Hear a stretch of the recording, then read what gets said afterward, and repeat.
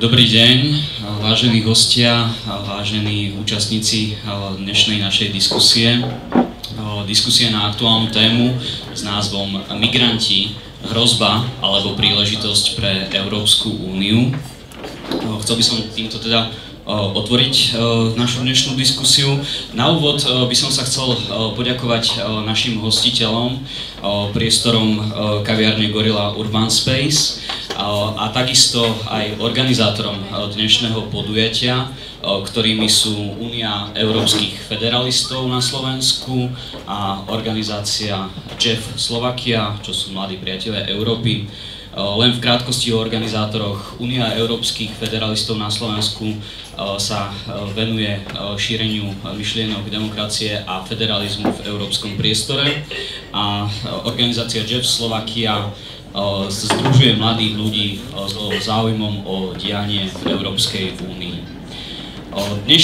Dnešnou diskusiou vás moderátorsky budeme sprevádzať ja, moje meno je Alexander Riabov, a potom moja sympatická kolegyňa Zuzana Kováčová.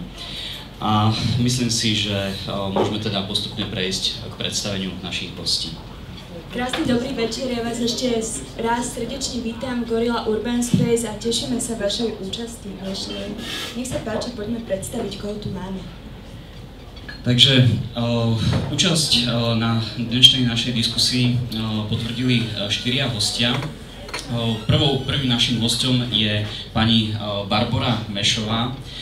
Je to právnička, ktorá pracovala v organizácii UNHCR, čo je pobočka medzinárodnej organizácie OSN venovaná práci s utečencami. V súčasnosti pracuje pre Ligu za ľudské práva a venuje sa konkrétne právnej ochrane pre utečencov a je dnes u nás z toho dôvodu, pretože je odborníčkou na azylový proces.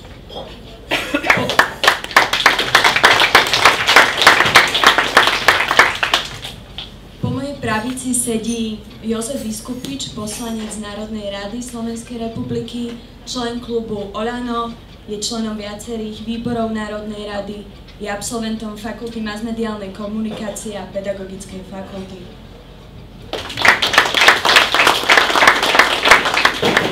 A v strede tu máme Eduarda Chmelára, rektora Akadémie médií Vysokej školy mediálnej a marketingovej komunikácie v Bratislave, historika, politického a mediálneho analytika, publicistu, občianskeho aktivistu, ktorý študoval žurnalistiku v Bratislave, interkultúrne vzťahy v Spojenom kráľovstve a počas Nežnej revolúcie bol predstaviteľom VPN v Pezinku. Srdečne ho vítam.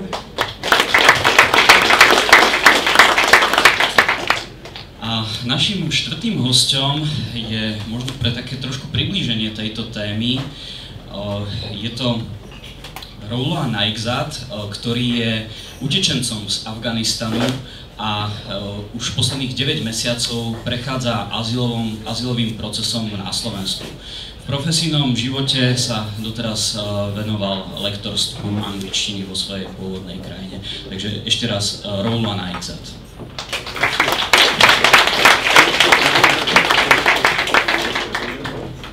Roule, kľudne. Môžete si sadnúť. Ja by som sa vás možno tak na úvod spýtala, že odkiaľ k nám prichádzate, prečo ste sem prišli a ako vidíte možno svoj ďalší pobyt tu na Slovensku. Nech sa páči. Ďakujem pekne. Krásny večer, ladies and gentlemen. Volám sa Rohla, som z Afganistanu, mám 24 rokov. 9 mesiacov ja bývam v Bratislave a stále neviem všetko a nerozumiem dobre po slovensky, ale chcem hovoriť všetko po slovensky, ja mám rád slovenčina a po 3 mesiacoch môžem hovoriť všetko po slovensky a stále trošku viem po slovensky. Moja cesta sa začala minulý rok v júnu z Afganistanu. Cestoval som z Rusky na Ukrajinu, z Kyjeva na Slovensky. Som dostal autom a píšou cez hranicu. mám sa dobre, som študent Univerzity Kamenského a študujem medzinárodné vzťahy. Aké máte akékoľvek otázky, prosím, pýtajte sa. Ak nebudem vedieť po slovensky, odpovedať po slovensky, odpoviem po anglicky.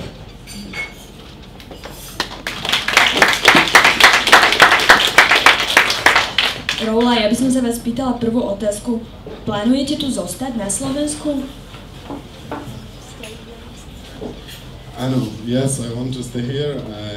I applied for citizen asylum protection, but for now I have substitute protection and it's in process, so I don't know when I will get it, but it's still in the process and I'm waiting for it. Okay, môžeš prekladať? Áno, môžem prekladať. Rola spomínal, že v podstate plánuje zostať na Slovensku, ale priznám sa, trošku som kvôli tomu, že lepšie do mikrofónu. Are you supposed to stay here because of your kind of scholarship or because of your studies? Yeah? Takže kvôli štúdiu plánuje momentálne teda zostať na Slovensku. OK. Kľudne sa môžete pýtať ktokoľvek, koho čo nápadne. Ja sa spýtam možno takú otázku na odľahčenie. Rola, čo máš najradšej na Slovensku? Je to pivo, alebo baby, alebo čo tu máš rád? Mám rád halušky. Aha. To je dobré. Mnám po slovensky. It's so delicious and I had it like many times, which is also delicious, and also with the cheese, the cheap cheese, it's the best. And too many other things, of course, the difference between here and in my country, I see too many other stuff that they are different. But it's okay, I like too many things, but I cannot say it now. Okay. Takže Rola má najradšej brinzové halušky, ako ste mnohí rozumeli, taktiež má rád mnoho iných vecí, o ktorých teraz asi nebude hovoriť. Máme ešte nejaké otázky, aby som sa nepýtala, len ja, ak niekoho niečo zaujíma, tak môže práve teraz, v tejto sekunde. Rola tu zostane aj potom, áno? Ja vám dosť sluším, vlastne v poriadku. Dobre. Že ak by to zostalo, že čo by chcela robiť na Slovensku? Aké zamestnanie? It's 9 months I'm here in Slovakia, in Bratislava, and I am working, I am studying Slovak, I'm teaching English, and also I am attending to some conferences, and also I help those people that they don't speak Slovak language and also English language, so if they need something, if they want to go to police station and so many other stuff, I help them. Takže Rola povedal, že vlastne momentálne už je tu teda 9 mesiacov, ako spomínal. Študuje to, ako spomínal, študuje to medzinárodné vzťahy, učí angličtinu, taktiež pomáha ľuďom, ktorí nevedia anglicky, či už sa to jedná na policajných staniciach a tak ďalej, takže vyučuje angličtinu, sám sa učí slovenčinu, takže má tu taký momentálny plán asi takýto. OK. Áno. Prečo si vybral práve Slovensko? Napríklad nie Čechy. Actually, a country which is safe and you can have a better life with nice people and also a bright future, and you can continue studying, and in the future to help for the people, especially Slovak, and then maybe for the people in Afghanistan. OK, takže vybral si práve preto Slovensko, že tu môže študovať, má tu lepšiu príležitosť a potom má možnosť tu pomáhať ľuďom, ktorí prídu sa napríklad aj z Afganistánu. Tomu ste vedel o tom, lebo Slovensko má dosť prísne, by som povedala, migračné vlastne zákony pre príjmanie migrantov a cudzincov. Vedel o tom a neobradilo o to? A možno, že ako prebiehala jeho cesta sem.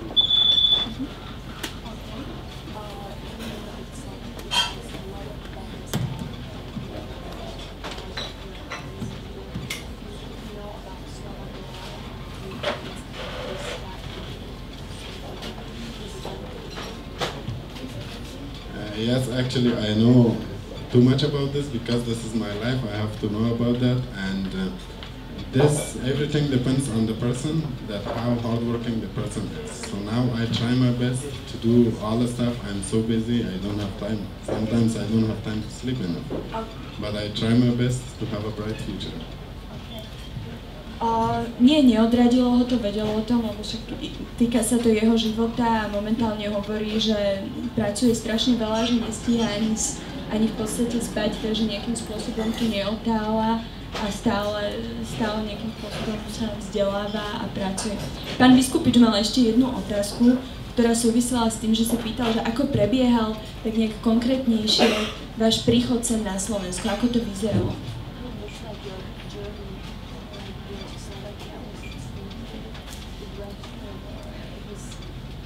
Actually, it's a story of 1 year ago, so complicated, and I always remember this.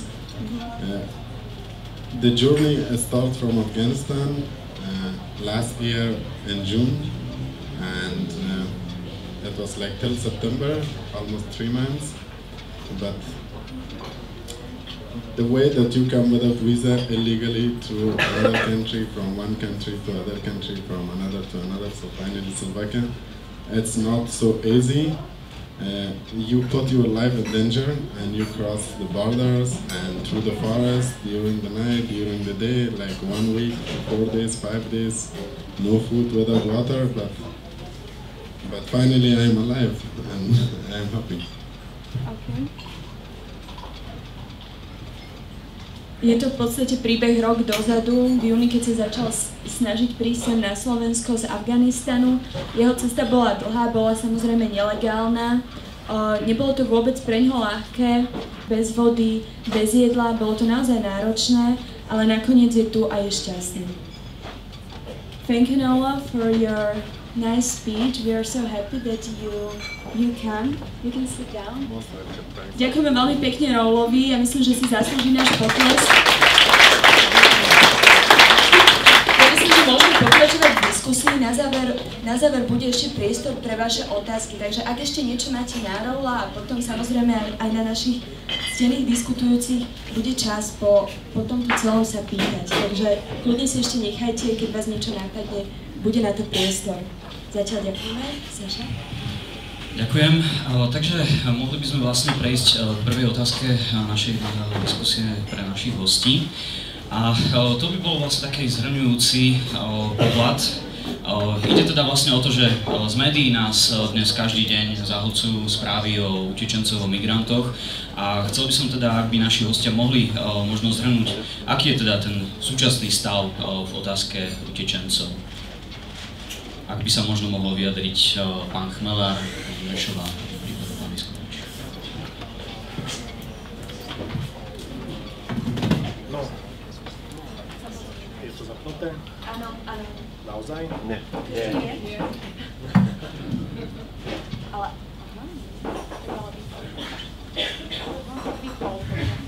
Teraz? Teraz by mali zakúť. Dobre. No, súčasný stav, čo najstručnejšie. Samozrejme, že počty utečencov sa zvyšujú, ale nie je to nič dramatické, nie len vzhľadom na počet obyvateľov Európskej únie, ale ja vždy kladiem jeden príklad. Mali by sme si uvedomiť jednu vec. V roku 1994 bolo na Slovensku 10 000 žiadateľov o azyl, prevažne z Čečenska, nikto si to ani nevšimol. Teraz má sem prísť 700, alebo malo prísť pôvodne nejakých takmer 800 utečencov, len preto, aby sme pomohli s vybavovaním žiadostí, pretože Grécko a Taliansko nestíhali nábor, keďže utečenci podľa schengenského práva musia požiadať o azyl v prvej krajine Schengenu, do ktorej vkročia. Bolo potrebné to nejakým spôsobom vybaviť, pričom naša skúsenosť je taká, že naše azylové právo je najprísnejšie v Európskej únii a z takmer 400 žiadateľov o azyl sme dali v minulom roku azyl iba 14. To je len jeden príklad za všetky. Ale ja tu darmo budem šermovať číslami, mohol by som hovoriť celú hodinu, ale chcem povedať jednu podstatnú vec.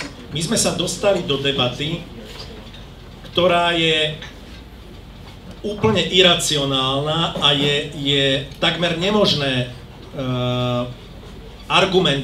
argumentovať v prostredí, ktoré je ovládané strachom a hystériou. To je úplne psychologický moment. Psychológovia vám potvrdia, že čo sa týka spoločnosti alebo voličov, len s tretinou sa dá viesť racionálna diskusia, ďalšia tretina nerozumie kontextu a tá posledná tretina sú imbecili. Ja sa obávam, že v tejto atmosfére sa nedá ani len s tou tretinou viesť racionálna diskusia, pretože ľudia sú tak vydesení, že sú schopní už uveriť každej sprostosti a ja som už naozaj unavený z vyvracania bludov neustále do kolečka dokola, tak ako aj pri iných otázkach, môže sa to týkať Rómov, môže sa to týkať Grécka, ľudia jednoducho radi veria mýtom, ktoré sa rozširujú po internete. Ja by som tú situáciu zhrnul do jedného príkladu. Predstavte si, že by niekto rozšíril po internete video, ako neonacisti dokopali toho mladíka pred barom v Nitre. S titulkom, s popiskom, toto sú Slováci, nechoďte na Slovensko. Potom by sa zrazu druhý deň objavilo video, že na nejakej pumpe pri Galante zastrelili človeka. Ďalší deň by sa objavilo video, že neviem v akom slovenskom meste znásilnili ženu. A toto by sa stalo virálom, ktorý by si ľudia posúvali a hovorili by, toto je Slovensko, tí Slováci sú debili, násilníci, nechoďte tam, tam je nebezpečné vôbec sa len priblížiť k hraniciam, to sú úplní blázni. Asi taký je momentálny náš obraz o utečencoch a moslimoch zvlášť. Ja si myslím, že keď budú otázky, môžeme sa venovať tomu, kto sú vlastne utečenci, kto sú vlastne moslimovia, lebo náš obraz o nich historicky, aby som povedal, už od 11. storočia vieme o nich oveľa menej ako oni od nás. My sa pozeráme na moslimov asi tak hlúpo, ako keby oni sa pozerali na náš priestor od Ruska po Spojené štáty, od Švédska po Taliansko, že to sú kresťania. A nerozlišovali by ani medzi mentalitou, ani medzi politikou, Rusov, Američanov a tak ďalej. Jednoducho hádzali by to do jedného vreca, pričom moslimský svet je ešte rôznorodnejší ako ten západný. V takejto atmosfére jednoducho diskutovať o veciach je takmer nemožné, lebo nám chýba základné vzdelanie o týchto veciach, základné poznanie a ja si myslím, že je veľmi správne, že tu síce len jeden človek, ale na Slovensku žije mnoho utečencov, ktorí by mali prehovoriť. Pretože aj ten náš obraz o nich, ako o krvilačných moslimoch, ktorí sem prinášajú inú kultúru, je zasa zovšeobecňovanie, ktoré často nemá oporu v realite. Len ja mám za priateľov niekoľkých utečencov z moslimských krajín, ktorí sú ateistami. Neberieme do úvahy ani to, že mnohí moslimovia utekajú pred islamským štátom a že najväčšie obete terorizmu nie sú vo svete obyvatelia západných krajín, ale samotní moslimovia. Ale toto vysvetľovať je jednoducho na hodiny a ja sa obávam, že toľko priestoru nemáme.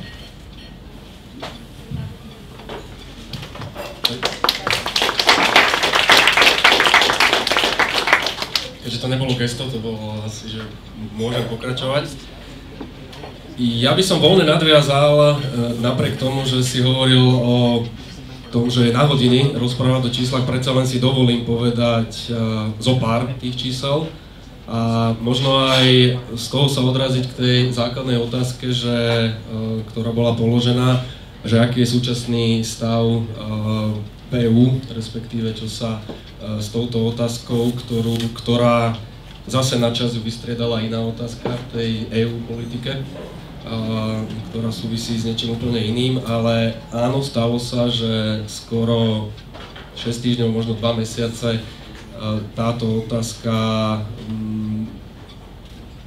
tak povediac, akcelerovala stretávanie sa eurovýborov členských štátov, dokonca sa vyjadrovali pléna parlamentov a potom teda samozrejme sa dostalo možno jeden z mála krát toto funkčné obdobie do sporu Európska komisia a Rada EÚ. A bolo to presne pri tejto téme, ktorá sa nakoniec tak úplne zredukovala a politicky sa hovorilo o kvotách, respektíve o dobrovoľnosti.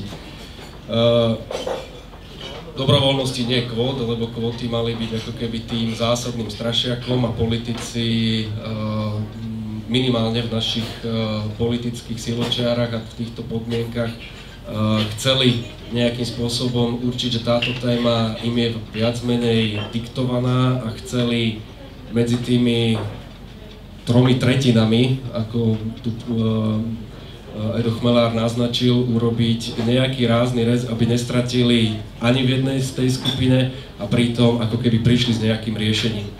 Čiže to prvé číslo hovorí o tom, že tento prvý pôrok roku 2015 sa z hľadiska prílevu migrantov alebo utečencov veľmi v Európe nestalo nič extra, pretože za prvú polovicu tohto roka prišlo do Európy zhruba 100 000 ľudí. Za minulý rok to bolo 200 000. Čiže zatiaľ nemôžeme hovoriť do tohoto momentu, že ide o nejaký radikálne vyšší počet ľudí.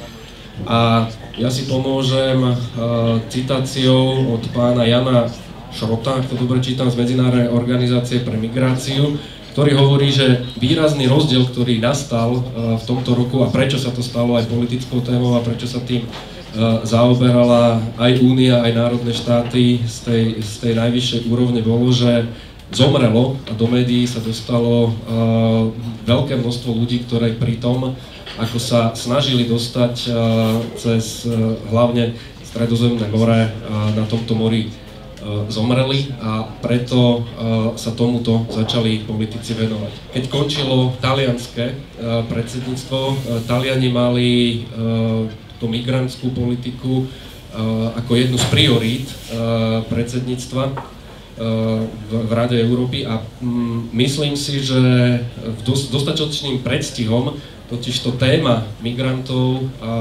nie je vôbec v európskej politike nová. Ja som v Európskom výbore 5. rok a si pamätám úplne prvé stretnutie Európskeho výboru, ktorý vtedy ešte za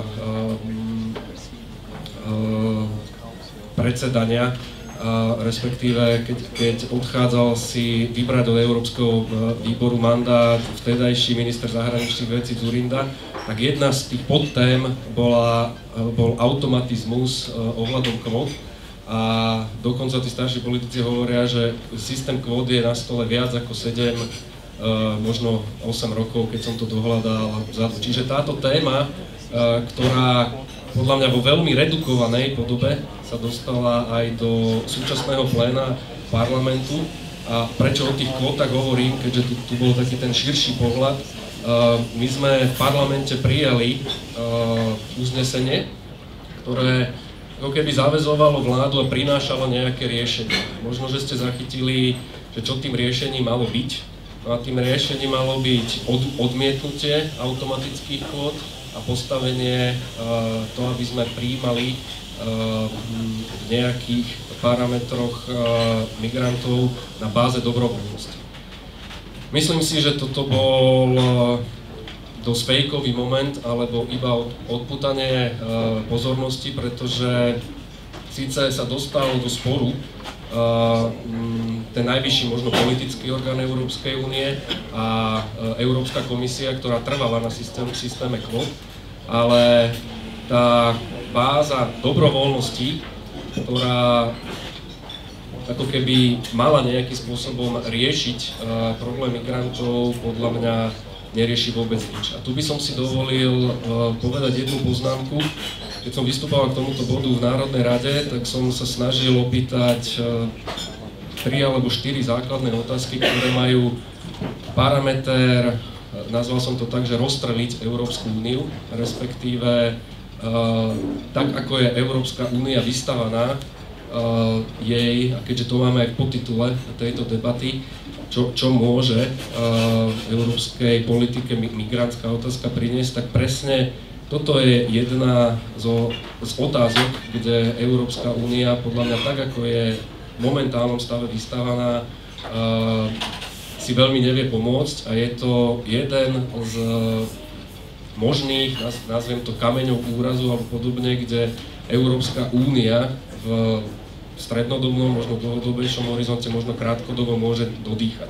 Ja som to nazval vektorovo, pretože máme niekoľko, a týmto skončím, a myslím si, že budeme musieť hľadať nejaký mechanizmus v Únii, ako sa vysporiadať s tým, že mali by sme mať zadefinované nejaké parametre solidarity, mali by sme mať zadefinované to, čo členské štáty s migrantskou politikou robiť môžu a musia, a akým spôsobom budeme čeliť možno budúcim migrantským vlnám, pretože naša báza dobrovoľnosti znamená aj to, že chceme si vymôcť v súčasnom stave, kedy vieme, že máme ten vektorový problém z juhu, ako keby my by sme chceli riešiť iba ten východný, a to je v oficiálnych dokumentoch aj našej vlády, že vieme sa pozerať na vlny z Ukrajiny, vieme sa pozerať na vlny z Bieloruska a podobne, ale nemajú nás nútiť do toho, aby sme sa v nejakej miere solidarizovali s tým, čo je teraz a tu problém. A s týmto sa možno dá súhlasiť alebo nedá, len predpokladám, že tu nie je zakopaný ten základný kameň a nemohúcnosť jednotnej zahraničnej politiky Európskej únie sa prejavuje aj pri migrantskej politike, aj pri politike, ktorú máme teraz v Grécku, nazvem to Brexit. Z nejakých príčin môžem nazvať iný proces, ktorý sa volá Brexit, z úplne iného, alebo vojna na Ukrajine. Čiže do únie sa tlačia obrovské problémy, na ktoré nemáme keby reálne inštrumentárium, ako ich riešiť. A ja by som chcel teda veriť tomu, že príde k nejakému racionálnemu riešeniu a nejaké racionálnej dohode medzi členskými štátmi, pretože na základe Lisabonskej dohody asi všetci vieme, že migrantská politika, a preto aj vznikajú spory v Únii, sa dostala do rúk ako keby nie celkom, teda ja mám s Európskou komisiou problém ten, že nemá celkom demokratickú legitimitu a dostala sa do sporu s Radou EU, alebo teraz sme to presne videli, že keď sa premiéri dohodli na nejakom riešení, Európska komisia prišla s následným, tak prišlo k obrovským pákam, to znamená, národné parlamenty schvaľovali takéto vyhlásenia a nakoniec sa riešenie z Európskej komisie ako keby prelomilo a prišli sme podľa mňa k neriešeniu a dostali sme sa k systémovému nastaveniu, že budeme riešiť migrantskú politiku na báze dobrovoľnosti. Tak mi niekto bude vedieť vysvetliť, čo tá báza dobrovoľnosti bude znamenať o 2, 3, 4, 5 mesiacov, možno pol roka, tak budem veriť, že Únia má nejaký nástroj. V súčasnom stave si myslím, že tento nástroj reálne neexistuje. Ďakujeme, poprosíme pani Meršovú. Ja si teda myslím, že tá kríza trošku je aj taká nebývalá a ja by som práve povedala, že je veľmi dôležité v každej debate v prvom momente odlišiť utečencov a migrantov, pretože sa naozaj od počiatku vždycky stáva, že ktokoľvek rozpráva, tak sa miešajú tieto dva pojmy.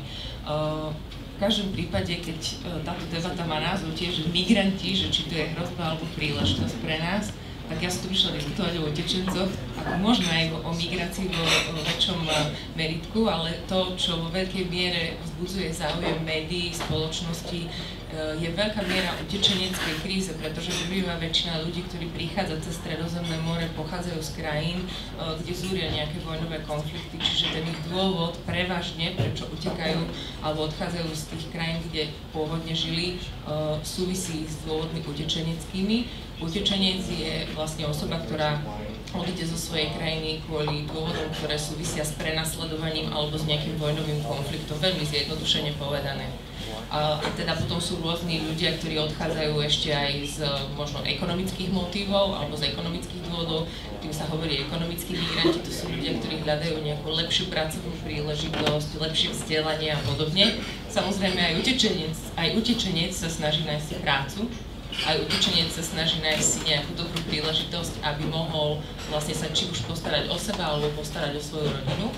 A taktiež ale treba povedať, že aj ľudia, ktorí možno neutekajú z krajín, kde prebiehajú vojnové konflikty, môžu mať nejaké problémy, ktoré si zasluhujú ochranu. Napríklad v súčasnosti sa začalo dosť rozprávať aj o ženách, ktoré sú pašované na území Európskej únie z Nigérie, ktoré sú obchodované napríklad za účelom prostitúcie. Takisto veľa ľudí, ktorí prichádzajú ako ekonomickí migranti, ktorí si hľadajú prácu ako lacná pracovná sila, sa dostávajú do zamestnania, či už v západnej Európe a na Slovensku sme toto zatiaľ veľmi nezachytili, aj keď mali sme aj takýchto ekonomických migrantov z Ukrajiny, ktorí sa stali vlastne obeťami zneužívania pracovného vykorisťovania, kde teda fakt nedostávajú napríklad tú prácu a pracujú za veľmi zlých podmienok. Ja by som chcela povedať toľko, že vlastne aj minulý rok, aj tento rok to úrad Vysokého komisára pre utečencov úrad OSN opakoval, že vlastne čelíme nebývalému počtu utečencov vo svete alebo tých násilne vysídlených osôb, hovorilo viac ako 60 miliónov ľudí vo svete. Samozrejme nie všetko z toho sú utečenci, lebo drvivá väčšina ľudí sa stále nachádza vo svojej krajine, len musela opustiť svoje domovy, presídliť sa do úplne inej časti krajiny a tam sa snaží nejakým spôsobom vyčkať, kým sa uklidní tá situácia, ale stále je veľmi veľa utečencov a keď sa rozprávame o tej Európskej únii, presne súhlasím s pánom Chmelarom a tiež si myslím, že to nie je nejaká dramatická situácia, pretože tie svetové počty, najväčší počet utečencov sa nachádza v krajinách, ktoré sú krajiny rozvojového sveta, ale len veľmi malá časť ľudí prichádza vlastne do Európskej únie. Ale už aj z tohto nízkeho malého počtu sa vlastne robí obrovská dráma. A ešte by som chcela dodať to, že teda myslím, že na Slovensku, a samozrejme, že to nie je žiadna nová téma ani v Európskej únie, asi je to trošku nová téma na Slovensku, myslím, že pre Slovákov je to dosť nová téma. Ja sa tejto téme venujem už viac ako 10 rokov a vždycky, keď sme aj u štátnych orgánov alebo politikov snažili sa nejakým spôsobom vzbudiť záujem o túto tému, tak skôr to bolo niečo také marginálne, nezaujímavé. A je paradoxné, že keď hovoríme o veľkých číslach, tak tie čísla na Slovensku sú zase úplne smiešné, pretože minulý rok sme prijali 331 žiadostí o azyl, tento rok zatiaľ necelých 80 ľudí, čiže nám sa ľudia, ktorí chcú žiadať medzinárodnú ochranu alebo potrebujú medzinárodnú ochranu, tak trochu vyhýbajú, ale napríklad aj v susednom Maďarsku už teda tie počty sú veľmi vysoké. Ako spomínal pán Vyskupič, 158 000 migrantov cez Stredozemné more za prvých 6,5 mesiacov. Tie počty sú veľké a mení sa tá situácia v podstate z mesiaca na mesiac, kde minulý rok do Talianska práve z Líbie prichádzalo veľmi veľa Sýrčanov, tak teraz napríklad Sýrčania prichádzajú hlavne z Turecka a veľký počet Sýrčanov má najmä Grécko, kde teda Grécko minulý rok malo minulý rok malo nejakých 38 000 ľudí, ktorí prišli ako neregulárni migranti na územie Grécka cez Stredozemné more. Tento rok je to už 79 000 a z tých 79 000 až 23 000 sú utečenci zo Sýrie, teda pôvodom zo Sýrie. Takže sa to vlastne dosť podstatným spôsobom mení a UNHCR nedávno vydalo vlastne takú správu k tomu, že vlastne fakt vyše 60% ľudí, ktorí prišli do Grécka, sú pôvodom zo Sýrie a drvivá väčšina ostatných sú z Afganistanu, z Pakistanu, z Iraku a zo Somálska, čiže z krajín, ktoré naozaj čelia rôznym nepokojom. A poslednú vec, ktorú by som chcela len teda k tej ešte slovenskej debate, ak to, čo spomínal pán Vyskupič, Liga za ľudské práva, v ktorej pracujem ako právnička, bola iniciátorom takej výzvy alebo takej iniciatívy. Nazvali sme to, že Stredozemné more je aj naše more. Nie len v tom zmysle, že sa tam chodíme všetci kúpať, ale že teda je to naozaj aj naša externá hranica, keď sa rozprávame o Schengene. A všetci ľudia, ktorí vstúpia na územie členských štátov Európskej únie alebo teda toho schengenského priestoru, sa nachádzajú aj na našom území, čiže je potrebné hľadať nejakú tú mieru spoločnej solidarity. My v tejto výzve sme vlastne v tom čase sa už rozbiehala veľká debata a celá tá debata sa dosť izolovala na odmietanie kvót, čo dosť vzbudilo aj také podľa mňa negatívne spôsoby, akým sa k tomu rôzni ľudia vyjadrovali a tým pádom verejnosť na to reagovala dosť negatívne. Ale my sme sa už vtedy v tej výzve, vlastne, ktorú sme adresovali pánovi premiérovi, prihovorili za to, že dobre, tak keď hovoríte, že kvóty nie, že to je politický diktát, tak ako? Ale tú odpoveď sme vlastne dodnes nedostali, takisto tá Národná rada, ako spomínate toto uznesenie, tak tá tiež vlastne sa teda prihlásila k určitému nejakému princípu dobrovoľnosti. Tie odporúčané kvóty boli nejakých 785 osôb, ak sa nemýlim, z Grécka a z Talianska. A ako signatári, alebo ako iniciatíry tejto výzvy sme v pondelok dostali odpoveď od Migračného úradu ministerstva vnútra, ktorý má zverenú túto právomoc a odpoveď prišla, že z Talianska a Grécka vezmeme 100 osôb. Tak neviem, že toto je asi to vyjadrenie tej solidarity. A teda hlavným dôvodom pre odmietnutie kvót, ja napríklad neviem, možno, že mne to niekto vysvetlí, ale že ten hlavný dôvod, pre ktorý som počúvala, že sa odmietajú kvóty, je ten, že to je ako keby nejaký nástroj, ktorý podporí to, že teraz tí prevádzači budú vedieť, že môžeme kalkulovať s tým, že tí ľudia ich príjmu.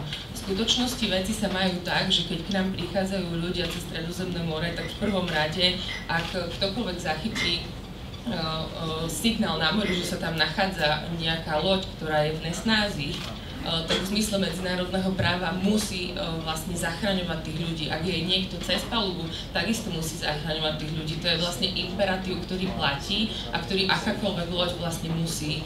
A potom je potrebné dostaviť takéhoto človeka do bezpečného prístavu.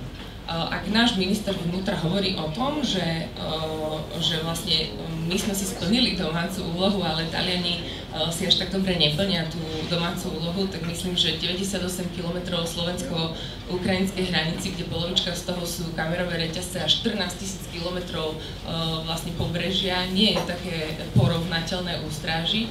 A najväčší problém je, teda najväčšia táto je tam tá, že vlastne tých ľudí v zmysle medzinárodného práva musia najprv dopraviť do bezpečného prístavu, čiže do svojej jurisdikcie a tam vlastne musí prebiehať potom registračný proces a rozdeľovanie toho, prečo tí ľudia takýmto spôsobom cestujú, či sú medzi nimi utečenci, či sú medzi nimi osoby, ktoré potrebujú inú ochranu, alebo sú tam ľudia, ktorí v konečnom dôsledku nemajú dôvod zostať na území členských štátov, je potrebné riešiť ich návrat.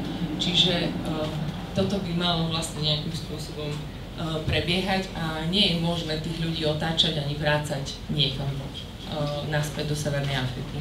My sme to tu možno načrtli, mňa by to zaujímalo, možno tá otázka bude priamo aj na pána Vyskupiča, potom samozrejme aj pán Chmeláč s pani Mešovou sa kľudne k tomu môžu vyjadriť, ale mňa zaujíma postoj našich slovenských politikov, že poznáme ich vôbec, vyjadrujú sa k tomu, alebo vedia sa s tým spersonalizovať, či sú za, či sú proti, vysvetľujú, aká je tu situácia aj nám, bežným občanom, ako to vnímate? Čiže ja akože za všetkých politikov to asi nezvládnem, ale budem sa to snažiť... Ste s nimi najčastejšie. Budem sa to snažiť uchopiť, minimálne vnímam, nechcem, aby to bolo vyzeralo podobne, ako tu hovoril pán rektor, o 3/3, lebo tá posledná bola nebezpečná z hľadiska politikov, myslím, idioti si ich nazval? Imbecili. To je medicínsky termín. Takže, ale keďže politické spektrum má kopírovať viac menej aj to spoločenské nastavenie, tak budeme asi niekde vo veľmi rovnakých paralelách. A sú ľudia, ktorí majú vyslovene taký vnútorný záujem o to, aby sa dozvedeli čo najviac, prípadne potom, ako budú informovaní, prišli možno s nejakými riešeniami, ale na rozdiel od toho, čo si možno môže dovoliť ešte človek, ktorý, ja som teda z opozície, čiže tá vyššia miera slobody, i keď tu bol veľký tlak na to, aby sme niečo prijali cez takzvané, volá sa to tak pekne, že cez politické spektrum. A tam niekde nastáva ten kameň úrazu, pretože základným nepriateľom, nech je to ako chce, sa politicky stali kvóty. Ja som to dlho nechápal, ale teda prišiel som na to, že a skúsim to teda povedať tak, ako sa to mne najviac blíži pravde, pretože tá politika tak funguje a bolo treba nájsť nejakého nepriateľa. Ono to nemalo totižto veľmi žiadnu logiku a pomôžem si človekom, ktorý asi nebudem obvinený, že by som ho nejak stránil, volá sa Boris Zala, ktorý prišiel z Europarlamentu na zasadnutie Eurovýboru a povedal, že kvóty sú ako off-topic. To, že oni budú vyhlásené za verejného nepriateľa a teda politici sa zväzujú nad tým, že dajú aj tým ľuďom, ktorí tu protestovali s tými zelenými vlajkami nejakým spôsobom nejakú parciálnu malú odpoveď, ale ako keby chceli ukludniť tie davy, tak sa obetujú kvóty a príjme sa báza dobrovoľnosti, ktorá ale takisto znamená, že budeme musieť proste v členských štátoch pred verejnosť prísť a vysvetliť, že u nás sa to číslo, konec koncov, ono sa veľmi blíži, lebo my sme vymysleli, a Robert Kaliňák vymyslel taký, podľa mňa je to mačko pes, že u nás na našom území sa budú nachádzať ľudia, opravte ma, neviem, či to bude z azylového procesu, alebo z migrantského, ktorý sme ponúkli kapacita Rakúšanom. A strašne sa tešil tomu, že ale oni zostanú rakúsky. To znamená, že budú síce dvojročný proces azylový prebiehať u nás na Slovensku, ale keď niečo vyvedú v úvodzovkách, tak je to problém rakúsky a bude to do miery teda 500 ľudí. Čiže to je odpoveď, lebo my sa kdesi k tej 800 ľudí kvote priblížime. Čiže toto je podľa mňa taký politický mačkopes, ktorý sa podaril vymysleť tým, že Traiskirchen, čo je inak zhodou okolností, ten azylový tábor, kde chodilo mnoho ľudí zo Slovenska a z Československa, keď utekali pred komunistami, tak je to, ja mnoho ľudí poznám, ktorí tam strávili zo pár mesiacov, keď sa uchádzali o azylový pobyt vtedy, pred 89. rokom. A keďže toto utečenecké azylové centrum nestíha, tak Slovensko im ponúklo kapacitu svojich vlastných v počte 500 ľudí. A teda ja som počul 200 ľudí, Grécko, Taliansko, možno, že je to tá stovka, lebo to sa mení hordole. Ja by som chcel ale čiže politici nemajú jednoznačný postoj, veľa ľudí z tých, ktorí sú reálne vo funkciách, by chcelo byť ako keby dobrým politikom pre všetky tri skupiny a hlavne, čo je tu veľké nebezpečenstvo, my tu máme takú mimoparlamentnú skupinu ľudí, ktorých táto téma, táto jediná téma, všetkých spojila. To je také unikum. Dopadlo to veľmi zle, napadli nejakých ľudí, ktorí tu mali preteky bicyklovaní a podobne. A za dlhý čas my sme asi s Eduardom Chmelárom ľudia, ktorí často chodia v mestách ich blokovať, teda ja som to zažil asi 3-krát, nie je to nič príjemné, sa postaviť neofašistom do cesty. Ja to teda robím v Trnave, keďže odtiaľ pochádzam. Párkrát som to sledoval teda na Facebooku aj tu a títo ľudia boli marginalizovaní, no ale keď sa spojili, tak prišlo sem vraj 3800 ľudí podľa našich bezpečnostných zložiek a keďže títo rozdeľujú podľa policajtov, tak to bol asi ten dav, ktorý tu bol a toto ja vnímam ako nebezpečné, že nijak to tej téme nepomôže, pretože to, čo som hovoril v tom predchádzajúcom vstupe, ja si osobne nemyslím a potvrdzuje mi to tu aj odborník, že podľa mňa neexistuje žiadna jednotná politika EÚ vo vzťahu k utečencom a ani kvóty to nebudú. A teraz nechám to na báze dobrovoľnosti, to znamená, že členské štáty sa idú vysporadovať s niečím, s čím sa nevedeli vysporiadať doteraz. Navyše ľudia zomierajú v Stredozemnom mori, pretože sa stal z toho prevádzactva veľmi dobrý biznis. A niekde tu by som ja už potom, príde ešte nejaká otázka, že kde vidíme riešenia, tak jedno z nich vidím aj tu, že mali by sme začať uvažovať v boji proti ekonomickým štruktúram, lebo nech to voláme akokoľvek, podľa mňa toto je asi najcynickejšie a najhnusnejší obchod, aký existuje, a je to obchod s ľudským nešťastím a s bielým mesom. A keď sa Únia k tomu nevie proste nejakým spôsobom postaviť jednotne, tak začneme uvažovať nad tým, aký mandát tie členské štáty v nejakom vytvorenom jednotnom prostredí, pretože z tej južnej hranice možno do budúcna z východu to príde a prichádzať bude, a preto by sme nejakú jednotnú politiku EÚ v tomto mali čím skôr zadefinovať a potom hlavne presadiť. Ty si povedal, že postoj politikov je nejednoznačný, ja poviem, postoj politikov je pštrosy. Ako tu sa zámerne politici podliezajú verejným náladám a v tomto stave nemá zmysel hovoriť o tom, či chceme alebo nechceme prijať väčšie množstvo utečencov, lebo ja namiesto toho, že kopec energie venujem tomu, že vysvetľujem, že ich bránim a tak ďalej, musím povedať, že v stave, keď je 70% obyvateľov proti utečencom, prijať sem v tejto atmosfére, prijať sem nejaké veľké množstvo bez uzatvorenia tejto diskusie sa rovná vyvolaniu konfliktu. Bohužiaľ sem sme došli a je to vina predovšetkým politikov. Pretože úloha zodpovedného politika v takýchto prípadoch je nejakým spôsobom odnímať z ľudí strach.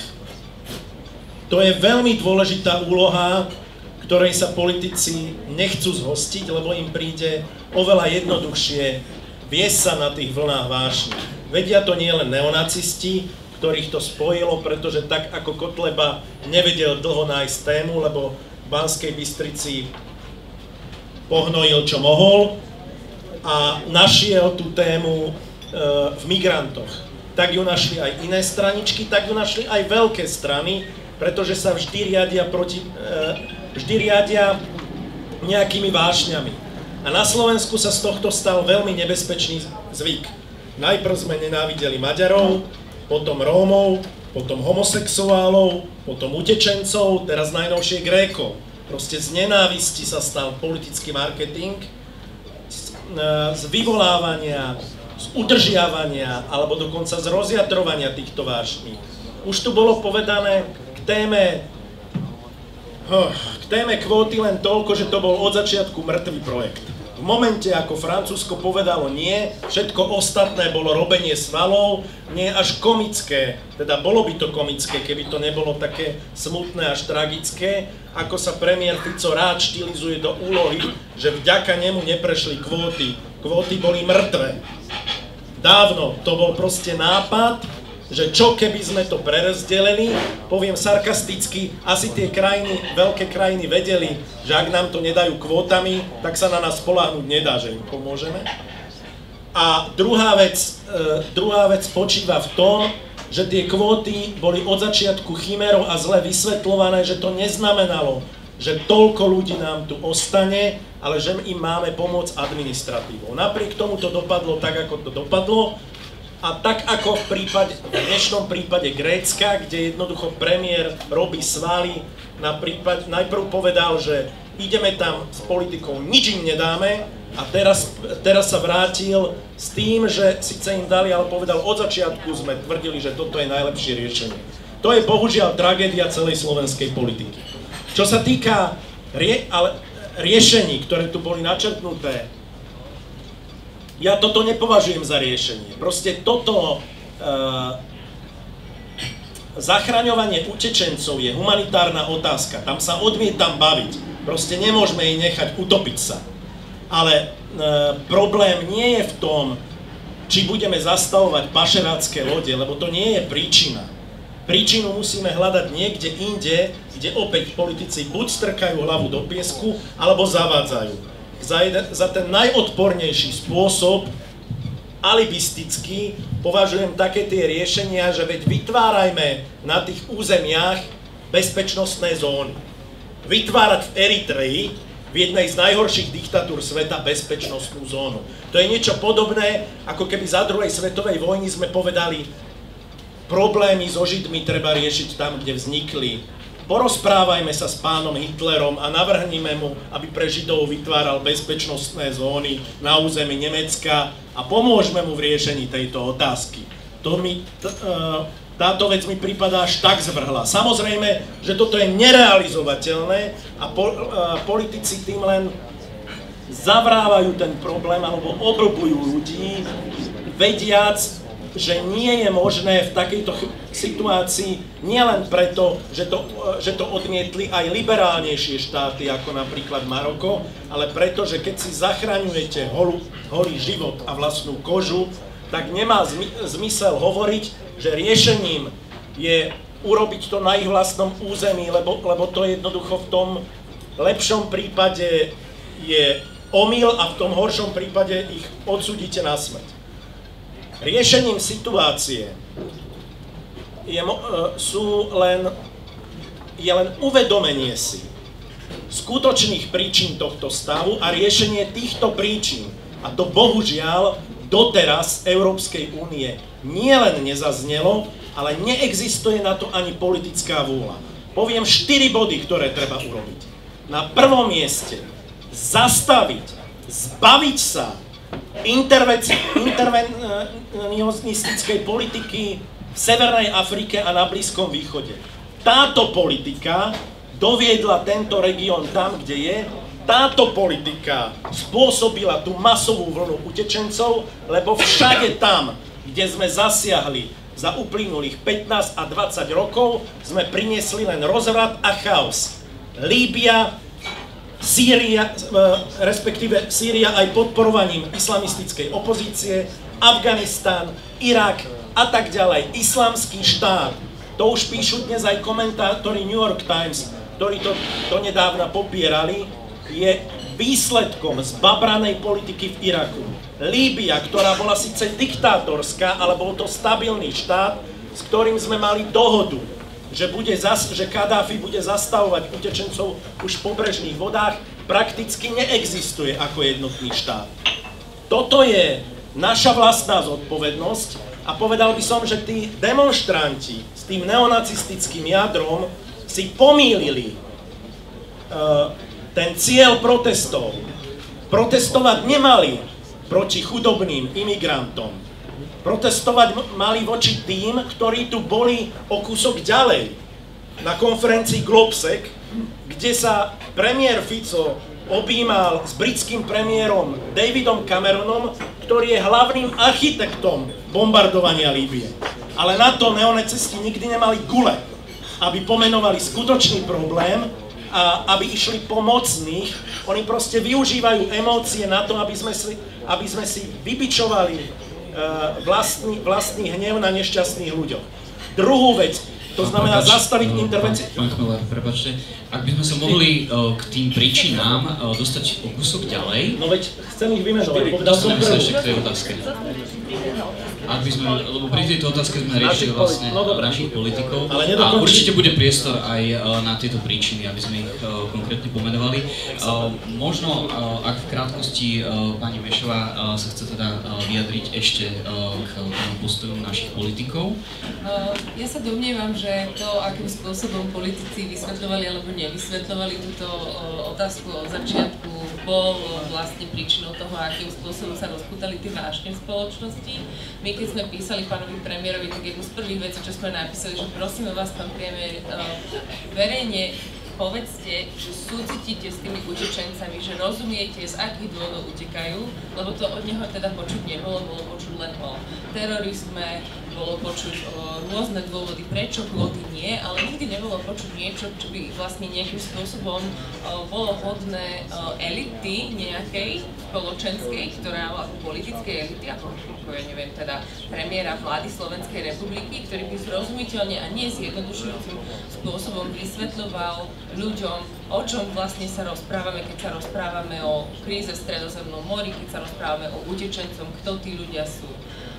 Takže my sme, a druhú vec, ktorú sme vlastne práve požiadali, je, aby teda mal trpezlivosť a snažil sa ľuďom predstierať nielen zjednodušené argumenty, ktoré smerujú k odmietnutiu kvót, ale aby trpezlivo vysvetľovali celú túto problematiku ľuďom. Takže ja si myslím, že trošku toto naozaj bolo, aspoň z môjho pohľadu, takým hlavným štarterom, prečo vlastne sa toho potom začali chytať vlastne v širšej spoločnosti ľudia, ktorí sa zaoberajú verejným dianím na rôznych stranách názorového spektra, no a už to išlo tým spôsobom, že zrazu z toho bola naozaj znovu verejná diskusia, ktorá opäť vnútorne extrémne rozdeľovala spoločnosť, alebo teda ešte možno, že dodnes rozdeľuje. Napriek tomu som rada, že sa o tom rozpráva, lebo ľudia majú aspoň vlastne konečne dôvod sa vôbec zamyslieť a vnútorne sa postaviť voči svojim hodnotám a nejakým spôsobom sa vlastne individuálne k tomu postaviť. K tej otázke tých nejakých odpovedí zo strany slovenskej vlády, tak vlastne my sme dostali ten list migračného úradu, vy ste hovorili o 200, oni skutočne píšu o relokácii 100 osôb z Talianska a Grécka a možno teda sa budú snažiť hovoriť aj o tom, že tých 500 rakúskych žiadateľov o azyl je súčasťou toho riešenia, to tu aj píšu, že teda jedno z tých riešení je toto, ale v skutočnosti to, čo tá Európska komisia v rámci Európskej agendy o migrácie navrhovala, tak išlo o pomoc Taliansku a o pomoc Grécku, čiže v rámci tej nejakej, povedzme, toho počtu 40 000 ľudí, ktorým sa malo pomôcť odísť z Grécka a z Talianska, tak my sa chceme podieľať stovkou. A potom druhý počet stovka sa týka práve ale presídlenia, čo my považujeme za veľmi dôležité riešenie, pretože ide o presídlenie utečencov z krajín, kde sa teraz v súčasnosti nachádzajú. Väčšinou sú to susedné krajiny, ktoré susedia vlastne s tými krajinami, kde je konflikt, nachádzajú sa tam v utečeneckých táboroch UNHCR a odtiaľ teda Slovenská republika na báze odporúčania Európskej komisie dobrovoľne chce presídliť ďalších 100 utečencov, teda v najbližších 2 rokov. Takže takto vlastne, toto sú tie parametre solidarity, akými Slovenská republika vlastne chce prispieť. Ďakujem za vyjadrenie. Teraz by sme chceli prejsť k takej otázke, ako máme vlastne tému tejto našej diskusie, čiže hrozba príležitosti pre Európsku úniu. Možno, ak sa dá nejak v stručnosti vyjadriť k tomuto. Mohli by byť napríklad utečenci, migranti byť nejakým prínosom pre Európsku úniu, napríklad čo sa týka riešenia ekonomickej krízy, nejakým ekonomickým prínosom v podobe, povedzme, lacnej pracovnej sily, alebo je to skôr o tom, že ohrozia naše pracovné miesto? Asi málo ľudí, tak keď nepustia k slovu, tak príčiny poviem, keď budú otázky. Málo ľudí vie, že na Slovensku žije 5000 moslimov. Počul niekto z vás o tom, že by nejaký utečenec alebo moslim na Slovensku robil bordel? Nie. Ja som počul o neonacistoch, ktorí zavraždili Daniela Tupého. Počul som o neonacistoch, ktorí dokopali chlapca pred barom v Nitre. Počul som o pravicových extrémistoch, ktorí bili mladíka v električke. To je naša skutočná hrozba. Toto, čo ste sa pýtali, ľudia sú rôzni a takí istí sú aj moslimovia. Ja poznám na Slovensku ľudí, utečencov, vysoko vzdelaných, niektorí sú moji priatelia, lekári, ktorí robia obrovský kus dobrej roboty. Iní nemajú vzdelanie, ale majú stánky s kebabom, alebo obchodujú, alebo iným spôsobom pracujú.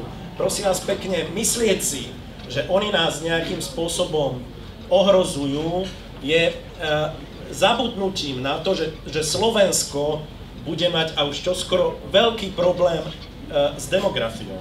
A ak sa tu nechceme všetci rozmnožovať a ísť v mojom príklade a jednoducho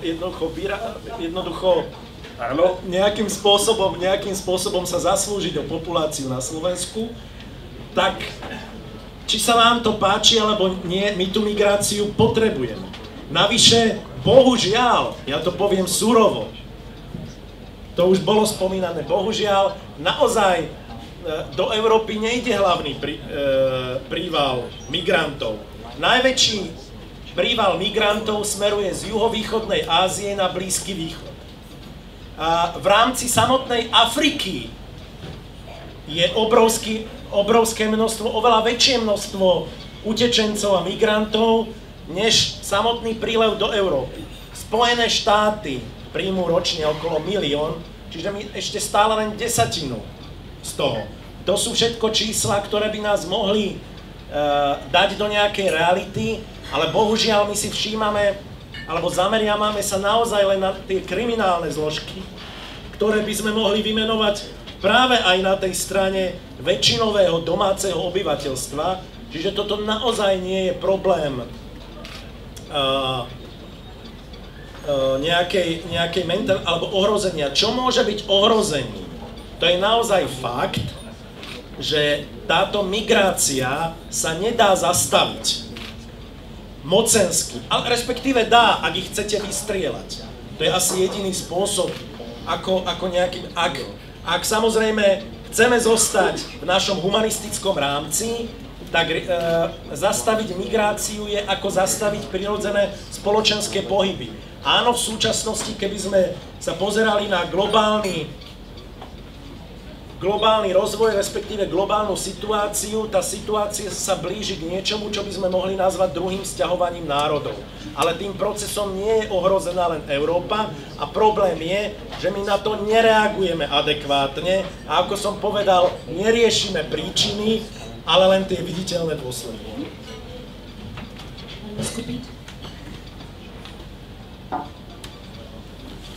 Myslím si, že stotožniť sa dá minimálne s dvomi vecami, aj keď múdro hovoríš. Chcem povedať, že z hľadiska či už demografie, ak to budeme vidieť cez čísla, alebo aj kultúrny rozmer Slovenska, budeme musieť nejakým spôsobom sa k otázke prílevu ľudí, ktorí sa nenarodili na Slovensku, prísť s nejakým riešením. Či nás k tomu dotlačí ten demografický vývoj alebo iné parametre, uvidíme. A teraz ja skúsim, že kde sa v tomto vyskytuje ako keby ten politický diskurs, čiže aj tí, čo sú najviac naklonení tomu, že budeme musieť ľuďom priznať, že pravdepodobne sa Slovensko bude musieť s touto otázkou vysporiadať alebo sa otvoriť, tak sú ochotní ísť do nejakej, ja neviem, či to mám nazvať rovno štrosej politiky, a to je, že veď my si vieme migrantov predstaviť, ale nech sú to tí, ktorí majú so Slovenskom aspoň spoločné väčšinové náboženstvo. Alebo nech sú to tí, ktorí sú z nášho civilizačného okruhu. A ja chcem povedať, že nie celkom sa stotožňujem s týmto predpokladom robenia našej azylovej alebo imigračnej politiky, pretože si ju neviem dosť dobre predstaviť, keďže teraz to poviem na tom, ako, a vrátim sa zase k tým nešťastným kvotám, akože najväčší argument politikov, ja chcem kúsok zareagovať, lebo tam sa mi zdálo, že predsa len tam bolo kúsok rácia a tí naši politici sa zlakli nejakého automatizmu. Ja som tam ten automatizmus teda hľadal a on tam bol navrhnutý. A ak to otočím teraz na túto otázku, a to je, že akým spôsobom my by sme vedeli teraz do krajiny, ako sme tu mali na začiatku debaty tento príbeh a povedať, že ak budete teda plánovať, ja neviem, pri absolútne racionálnej úvahe, ktorá sa predpokladám, že veľmi nedá urobiť, ak zažívate príbeh, ako sme tu vypočuli, tak my by sme mali a priori vydať niekde signál, že teda musíte byť kresťanom, alebo musíte patriť do civilizačného okruhu Európy, inak vás Európa proste nepríjme. Čiže ja si myslím, že toto je z východiska opäť fejková politika a takto to urobiť nepôjde. Čiže čo asi urobiť budeme musieť a čo pôjde je, a teraz, ja neviem, či to bude klišé, alebo čo mi pán rektor teraz sa neurazí, budeme musieť urobiť v nejakom našom vzdelávacom procese, alebo kde si nejaký pokrok, aby sme nedelili spoločnosť na 30%, 33% takých, ktorých sa oplatí baviť, 33%, ktorí možno budú počúvať a 33 imbecilov, pretože sa nikde nepohneme. A keby sme mali čosi urobiť v tom, tak predpokladám, že to, čo robíte teraz vy aj v tomto veľmi horúcom letnom počasí, je, že Eďo nehryzie, nekúše, chce proste urobiť niečo so svojím životom a chce to realizovať tu na Slovensku. A jeho príbeh nemusí byť príbehom, že niekto bude mať, a tu absolútne súhlasím s tým, z neho strach. Ak my budeme mať politikov, ktorí sa budú štilizovať do pozícií ochranárov a snímačov strachu, tak sa naozaj nikde nepohneme, pretože sa vrátim na začiatok, nikto nás od nášho demografického vývoja neochráni, taký politik tu nie je. Ak nezačne vysvetľovať, že riešením toho, aby mal kto robiť aj na vaše dôchodky a že tá krajina sa potrebuje otvoriť a nie je treba mať strach, ak my budeme mať krajinu s reálne fungujúcimi pravidlami, ktoré neplatia len pre určité skupiny ľudí a v tejto krajine budú si ľudia tieto pravidlá, práva, slobody, ale aj povinnosti rešpektovať a budeme sa vedieť vysporiadať ako krajina s problémami, ktoré nám hrozia, a jeden z nich je aj demografický vývoj, tak sa nemáme čo ľudí, ktorí prichádzajú zvonku a chcú pracovať pre túto krajinu a následne tu platiť dane, čo obávať. Ale obávam sa, že my sme taká tá upínačská krajina. Ja som mi vypadlo, že kto to prvý použil, nechcem obrať copyright na to. A na politika, ktorý chce byť tým ochrancom toho, ten snímač toho strachu, namiesto toho, kto im hovorí pravdu, tak ak budeme mať dlhodobo politickú reprezentáciu, ktorá bude chcieť z ľudí snímať iba strach a nie reálne im vysvetľovať, že ako sa veci vo svete majú a čo nám môže hroziť z hľadiska vnútorných problémov a z hľadiska tých geopolitických, no tak bohužiaľ môžeme škaredo naraziť. A to škaredé narazenie nemusí byť v horizonte generačnom, ale možno sa nám to stane aj o 10-15 rokov. Tak ja vlastne len možno k tomu, že zase v tejto otázke, ktorú vy ste položili, tak je potrebné odlišiť utečenci a ekonomickí migranti. Ak sa bavíme o utečencoch, v podstate sa na nich môže vzťahovať aj to, čo sa môže vzťahovať na ekonomických migrantov, ak sú to mladí, zdraví, schopní muži, ktorí sú plní elánu a chuti pracovať, ale medzi utečencami často môžu byť ľudia, ktorí prichádzajú traumatizovaní, často prežili také veci, z ktorých sa najprv musia dať dokopy. Čiže ťažko možno že hovoriť, že ich prítomnosť na Slovensku je hneď nejakou príležitosťou, že nám tu nejako pomôžu z ekonomickej krízy. Asi sú to ľudia, ktorým v prvom rade treba pomôcť a ak sa podarí tá základná pomoc na začiatku, tak potom sa dá na nich hľadiť ako na normálnu súčasť spoločnosti, ktorá môže byť aj prínosom. Ale keď teda takto je položená otázka, ako ste ju položili vy, tak mne to evokuje skôr otázku integračnej politiky alebo migračnej politiky štátu, kde Slovensko, na rozdiel od iných členských štátov Európskej únie, doteraz v podstate poriadne nezadefinovalo si práve takéto otázky, ktoré spomínali rečníci tuto predo mnou, ktoré sa týkajú či už demografickej krízy, alebo aj nedostatkových profesí, kde síce teda Slovensko čelí dosť vysokej nezamestnanosti, ale doteraz nebolo povedané jasne a aj napriek tomu, že my sme sa niekoľkokrát prihovárali za to, aby si Slovenská republika spravila takú štúdiu. Už dnes máme pracovné miesta, ktoré nie sú Slovákmi obsaditeľné a musíme ich obsadzovať takzvanými štátnymi príslušníkmi tretích krajín, čiže ani nie občanmi Európskej únie z iných krajín, ale dokonca teda cudzincami, ktorí prichádzajú z krajín mimo Európy. Často sú napríklad profesie v zdravotníctve a podobne, čiže a takisto aj IT špecialisti a podobne, čiže vysoko kvalifikované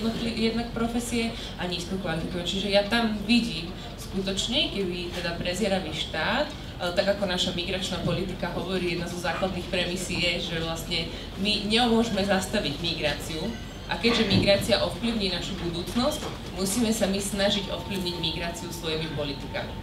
Čiže múdry vládca a múdry štát by sa mal snažiť zobrať migráciu ako fenomén, ktorý nie je zastaviteľný, s ktorým nie je nevyhnutne potrebné rátať a snažil sa ho ovplyvňovať tak, aby to tej spoločnosti prospievalo. To sa ale teda u nás nedieje a skôr sa teda nejakým spôsobom, či už o verejnej diskusii, ale hlavne teda aj tie štátne orgány preferujú skôr hovoriť o tých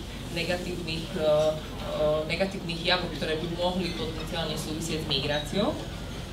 A poslednú vec, ktorú som chcela, vy si to tak pekne povedali, že ľudia, ktorí sa tu nenarodili, mne sa to páči ako pomenovanie tých ľudí, ktorí prichádzajú, lebo v podstate často sa hovorí migranti, cudzinci, utečenci, ale vlastne sú to len ľudia, ktorí sa tu nenarodili, ale môžu byť rovnako prínosom a tak ako pekne hovoril Rohulách na začiatku, tak môžu vlastne to Slovensko mať rovnako radi ako my.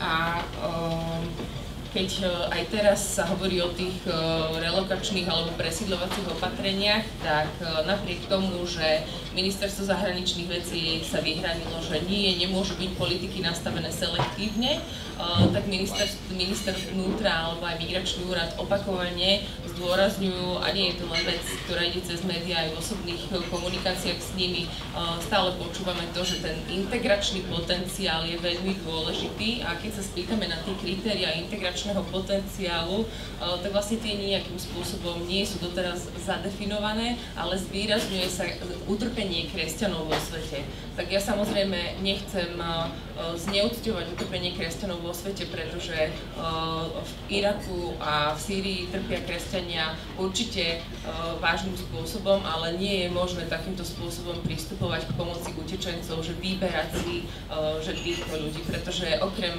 moslimov a kresťanov je tam napríklad aj obrovská komunita, stále sa zmenšujúca komunita jezidov. Neviem, či niekto z vás počul napríklad o takom starom kurdskom náboženstve jezidov, ktorí sa tam vlastne majú asi možno najhoršie, pretože oni uctievajú aniela Páva, takzvaného satana ako padlého aniela, a je to veľmi také zvláštne náboženstvo a mnohými z tých, teda jednak ani moslimovia ich veľmi nemajú radi, a napríklad pán profesor Krčmery, ktorý má nemocnice v Iraku práve v týchto jednotlivých miestach, tak hovorí, že práve najťažší prístup napríklad aj k zdravotnej starostlivosti majú práve jezidi, kdežto kresťanom pomáhajú ešte ich väčšie komunity, tak jezidi naozaj sú na tom hrozne. A neviem, či ste napríklad zaregistrovali aj takú vec, že čo sa týka ISIS, tak napríklad tie jezidské ženy a dievčatá sú vlastne unášané vo veľkých počtoch a dnes normálne tam funguje v podstate zase raz obchod so ženami ako s nejakým bielým mesom, a to, čo tým ženám robia, to je proste úplne neuveriteľné. Čiže samozrejme nechcem zľahčovať to, ako kresťania trpia, ale nedá sa zdôrazňovať len to, a nemyslím si, že zase blízkovýchodní kresťania že si až tak dobre vieme predstaviť, akým spôsobom by sa len preto, lebo sú kresťania začlení do našej spoločnosti. Ďakujem veľmi krásne. Ja by som sa chcela spýtať všetkých našich hostí, kto si myslíte, že vlastne zapričinil celú túto situáciu, alebo prečo sa práve teraz nachádzame v tejto situácii? Môžeme za to aj my, Európania, alebo môže za to Európa? Príčiny. No, najprv by som začal tým, že ono sa aj celá tá situácia, že či to môžeme aj my, tak trošku zľahčuje, že za to môžu tie veľmoci, ale my Slováci s tým nemáme nič spoločné. Tu by som chcel upozorniť na takú malú vec, že celé bohatstvo Západu, vrátane toho nášho vlastného, je do značnej miery na úkor rozvojových krajín, vrátane tých afrických.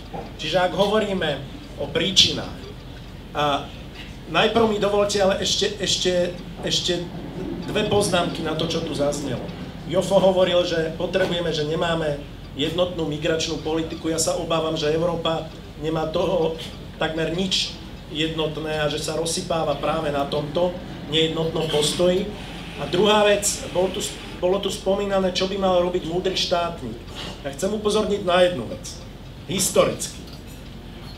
Každá civilizácia, každá veľká civilizácia v dejinách sa zachovala a rástla práve na tom, že dokázala absorbovať cudzie, vyrovnať sa s tým a jednoducho tým dosahovala svoju veľkosť. Civilizácie, ktoré sa izolovali, ktoré vylúčovali všetko cudzie, čo skoro upadali. A to je princíp, prečo je to nacionalistické heslo cudzie nechceme, svoje si nedáme, také hlúpe, pretože každá kultúra môže rásť len na inšpirácii zvonku a na schopnosti integrovať to do vlastnej kultúry. Tu máme obrovské medzery, to tu už bolo povedané, problém s integráciou istých skupín leží aj na našich pleciach, lebo tam nastupuje často, ako to vidíme aj vo Francúzsku, do veľkej miery k slovu aj rasizmus.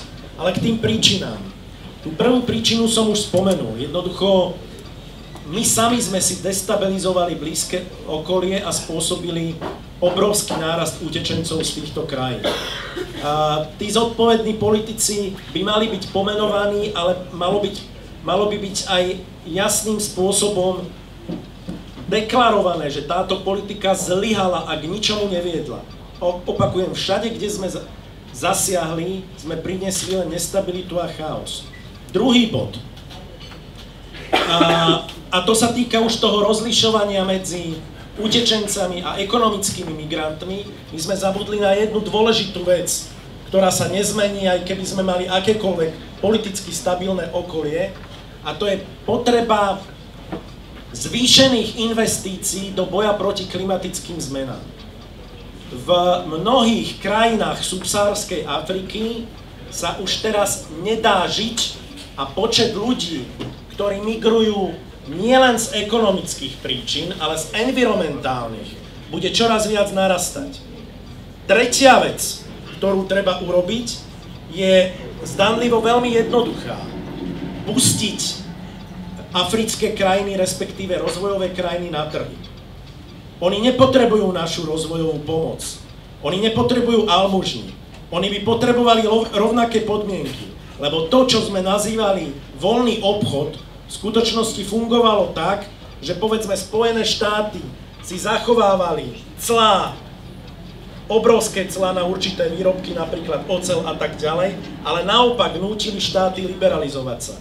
Africké štáty sa so svojimi poľnohospodárskymi produktmi dostali na svetový trh, dokážu sa uživiť oveľa efektívnejšie ako z nejakej rozvojovej pomoci. Bod tretí. Sú investície do ekonomickej a politickej stability, ktoré by nemali byť ktoré sú nielen strategickými investíciami, ale ja by som povedal, že aj morálnymi. My sme sa stále nevyrovnali s dedičstvom kolonializmu. Ja považujem kolonializmus z morálneho hľadiska proste na takej istej úrovni devastačnej ako to, čo zanechal fašistický a komunistický režim. Kolonializmus spôsobil také obrovské škody, ekonomické, ale napokon aj na ľudských obetiach. Zoberme si Kongo, kde na začiatku 20. storočia neobmedzená vláda belgického kráľa Leopolda II., ktorý je dodnes najobľúbenejším belgickým kráľom, prejdite sa po Bruseli, rozosiate jeho sochami, a dal vyvraždiť za 4 roky 10 miliónov ľudí. Kam sa hrabe holokaust. A podobne by sme mohli pokračovať.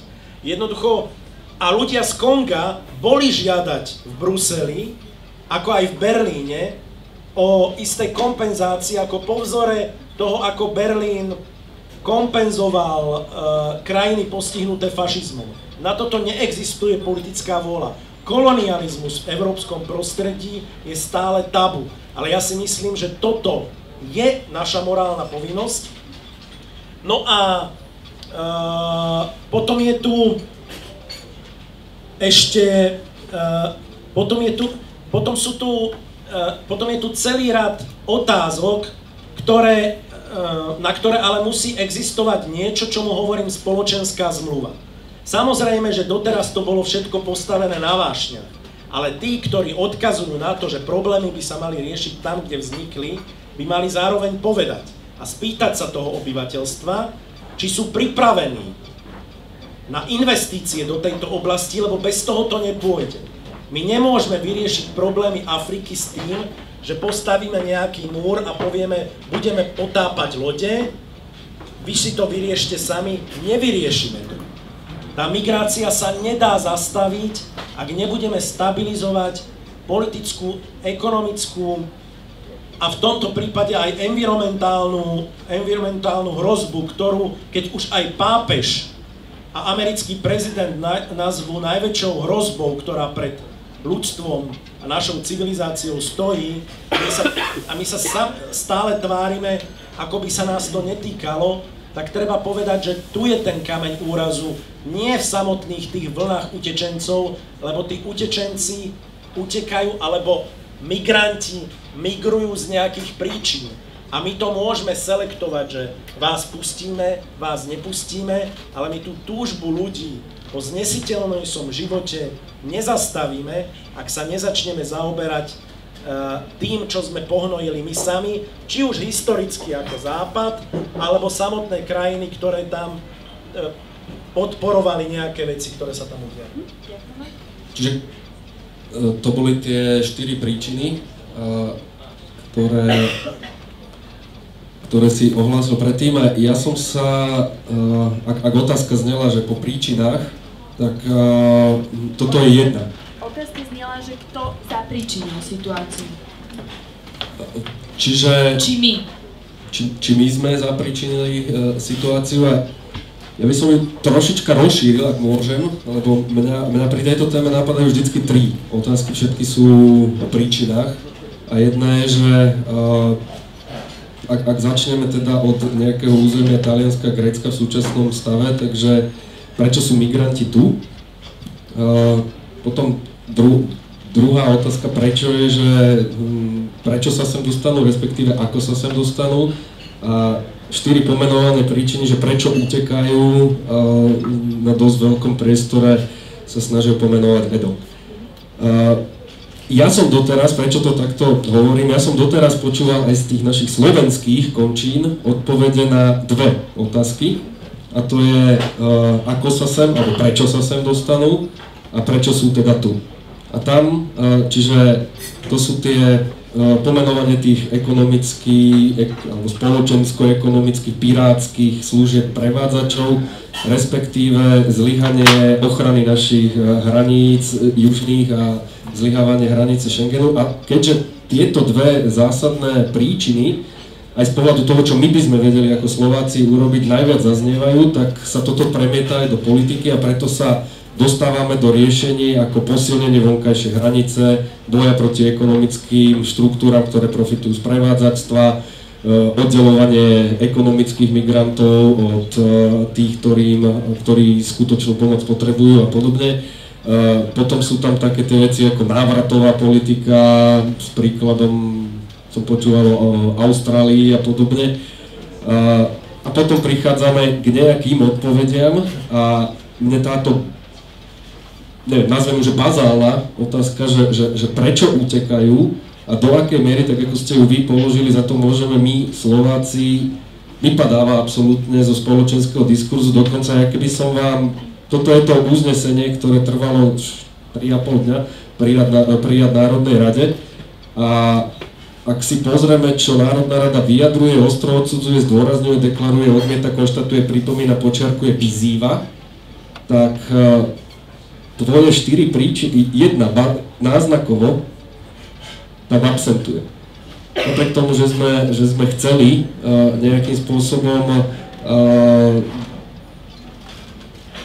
prijať nejaké riešenie, či už to bude dobrý vládca a zameráme sa na posunenie migrantskej politiky a určíme farbu alebo roadmapu, tak ako sa teraz pekne hovorí, a že urobíme niečo s migrantskou, alebo mne úplne vypadla z tej debaty, hovoril som to len v pléne, kde je ODA. Ako viem, že ty si to tu teraz kritizoval, čiže oficiálna rozvojová asistencia by sa to mohlo preložiť, u nás to voláme pomoc, ale pri tejto otázke ju nikto neotvoril. My máme veľmi slabonku bilaterálnu, v podstate Krčmery tu bol spomínaný, on ju násobne prevažuje oproti štátom, sme zaradení v multilaterálnej, ale minimálne ja by som teda očakával, keďže vieme, kde nám vzniká, alebo kde vznikajú tie problémy, že 10 000 tých migrantov, ktoré počet migrantov alebo uprchlíkov, ktorí sa dostajú do Talianska, je najviac Eritreji, Somálska, Nigérie, Sýrie, Gambie, Senegalu, Sudánu. To je za január až máj roku 2015. Takže by sme sa aspoň pozreli, keď sa budeme pýtať potom, čo by mohlo Slovensko urobiť, že zadefinujeme nielen to, že v rámci tohoto by sme mohli sa zamerať, že tieto profesie a podobne, ale že máme tie vysunuté proste našej zahraničnej služby, že máme proste nejaké to štátne nástrojivo na to, aby sme tie krajiny vedeli minimálne spoznať, prečo to tam vzniká. Ja sa tuto nebudem troška s Edom súhlasiť, ty si hovoril v jednom bode, že majú vznikať tzv. Bezpečnostné zóny, prirovnal si to, že kto si vie predstaviť, že by v Nemecku vznikla bezpečnostná zóna na záchranu Židov za druhej svetovej vojny. Tu nás sa zatiaľ skloňovala iba a len tá Líbia, kde sme to, ja súhlasím s tým, že ak sa Európa za posledných 10 rokov vydala na nejaký, alebo chcela odomknúť nejaký geopolitický proces, tak iba zlyhala a jedno z nich bolo zlyhanie v Líbii. Odstránili sme takú tú zátku a zatiaľ, čo som ja počul, iba o bezpečnostných zónach je bezpečnostná zóna v Líbii, pretože Maroko odmietlo, tam je bilaterálny partner, ale možno, že málo ľudí, možno, že všetci vedia, neviem, že v Líbii nie je partner. Tam v podstate nemá s kým naša vláda rokovať a doteraz jedine, čo som ja počul, že ideme žiadať o mandát OSN na to, aby, a tam asi nebudeš súhlasiť, lebo predpokladám, že sa tam vysunú nejaké naše jednotky a budú tam robiť asi nejaké tábory.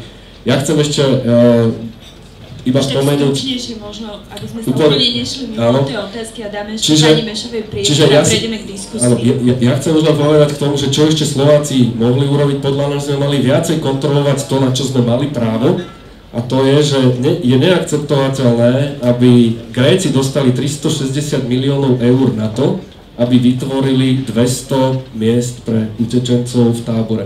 Ešte raz, 360 miliónov eur a bolo vytvorených 200 miest. Čiže niekde, naozaj sa vraciam späť k tej Európskej únii, že niekde zlyhávame, keď Španieli, Malťania si proste domácu úlohu nejakým spôsobom vedeli splniť. A ja sa chcem dopátrať, pretože to sú údaje, ktoré my máme na výbore, dokonca ich dvakrát citoval minister vnútra, ale mňa nezaujíma jeho citát, mňa zaujíma, aký máme mechanizmus, keďže je to aj, teda, keďže naozaj Stredozemné more je aj naše more, ako sa dostať k tomu, že my ako Slováci v rámci procesu vieme dohľadať na to, že chceme napríklad predchádzať takýmto volám a takýmto problémom. A toto je jedna malilinká parciálna vec, ktorá proste mne na tom stojí hlava. Čiže to sú veci, ktoré by sme mohli minimálne v tej európskej politike dostať do takého stavu, že budeme vedieť nejakým takýmto vlnám môcť predchádzať, ak sa zameráme aj na domácu rozvojovú pomoc, na migračnú politiku a podobne. Ďakujeme pani Mešová a potom príde diskusia. K tomu Stredozemnému moru a k tomu, čo sa ako vlastne hovorí o tej Líbii napríklad a o takýchto podobných možnostiach. Takisto napríklad Maďarsko, ktoré čelí nebývalému náporu príchodu irregulárnych migrantov zo Srbska, tak sa rozhodlo postaviť veľký múr, Španielsko má veľký múr s Marokom, Bulharsko postavilo veľký múr na tureckých hraniciach, akože v skutočnosti, keď sa rozprávame o utečencoch, či keď sa rozprávame o ľuďoch, ktorí utekajú preto, lebo si zachraňujú svoj život, tak si myslím, že je úplne neadekvátne rozprávať sa o nejakých plotoch. A takisto by som chcela zdôrazniť vo vzťahu k tej Líbii, pretože tam ide vlastne o akúsi aplikáciu ako keby readmisnej zmluvy. Za situácie, ktorá v Líbii prebiehala, a tu by som chcela povedať to, že tí Taliani, oni v skutočnosti v minulosti mali podpísanú dohodu s pánom Gaddafim, mali readmisnú dohodu, na základe ktorej vracali, otáčali tieto lode ešte vlastne v high seas, v medzinárodných vodách otáčali vlastne tie lode, alebo teda zobrali tých ľudí z tých lodí, ktoré neboli schopní plavby, nasadili ich na svoju vojenskú loď, pekne ich otočili a tam ich odozdali Líbičanom.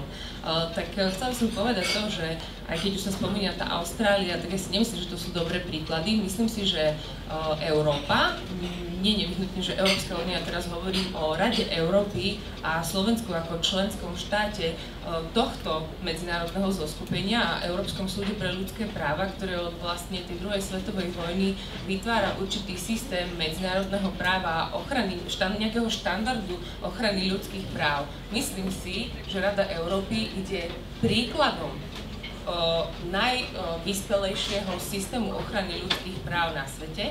A v tejto Líbii práve Štrasburský súd v roku 2011 mal také významné stanovisko, ktoré dokonca, keď to dostali na stôl sudcovia v nejakej komore, povedali, že toto je rozhodnutie pre veľkú komoru v pléne vlastne. Tak to sa týkalo takého prípadu, on sa volal Hirsi Jama proti Taliansku, ktorý sa udial ešte v roku 2008 alebo 2009, kde bolo asi 20 sťažovateľov, ale v skutočnosti išlo o 200 ľudí z Afriky, ktorí sa práve na takejto lodi plavili a títo Taliani v medzinárodných vodách otočili, odozdali ich tým Líbičanom a Štrasburský súd povedal, že napriek tomu, že vy máte readmisnú dohodu s Líbiou, nemôžete vy, lebo je to v rozpore s našim právnym systémom, s tým, čo sme si my prijali, musíte najprv posúdiť to, či tým ľuďom, oni nezisťovali, čo to sú za ľudia, nezisťovali ich totožnosť, nezisťovali, či tam nie sú medzi tým nejaké zraniteľné ženy, nezisťovali, z akých sú krajín, vôbec ich to nezaujímalo, však máme readmisnú dohodu s pánom Kadáfim, odovzdáme, zbavili sme sa problému. V skutočnosti teda ten Štrasburský súd povedal, že ide o porušenie článku 3, ktorý zakazuje mučenie a zlé zaobchádzanie, čo znamená, že vlastne my nemôžeme nielen na našom území dopustiť to, a nemôžu štátne orgány pripustiť to, aby dochádzalo k mučeniu a musia nielen štátne orgány tomu brániť, ale ani nemôžu vlastne v tom štandarde našej ochrany práv, najvyspelejšou na svete, vrácať tých ľudí do situácie, v ktorej im takáto možnosť hrozí.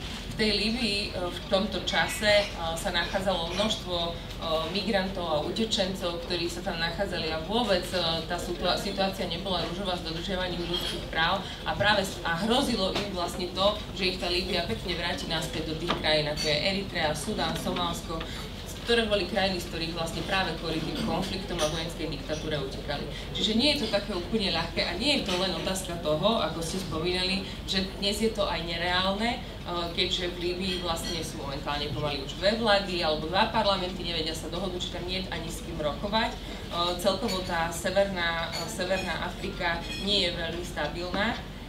Čo sa týka tých múrov, ja naozaj si myslím, že toto nie sú spôsoby, ako by sme mali, je to neadekvátne, ako reagovať na to, keď ľudia prichádzajú ako utečenci.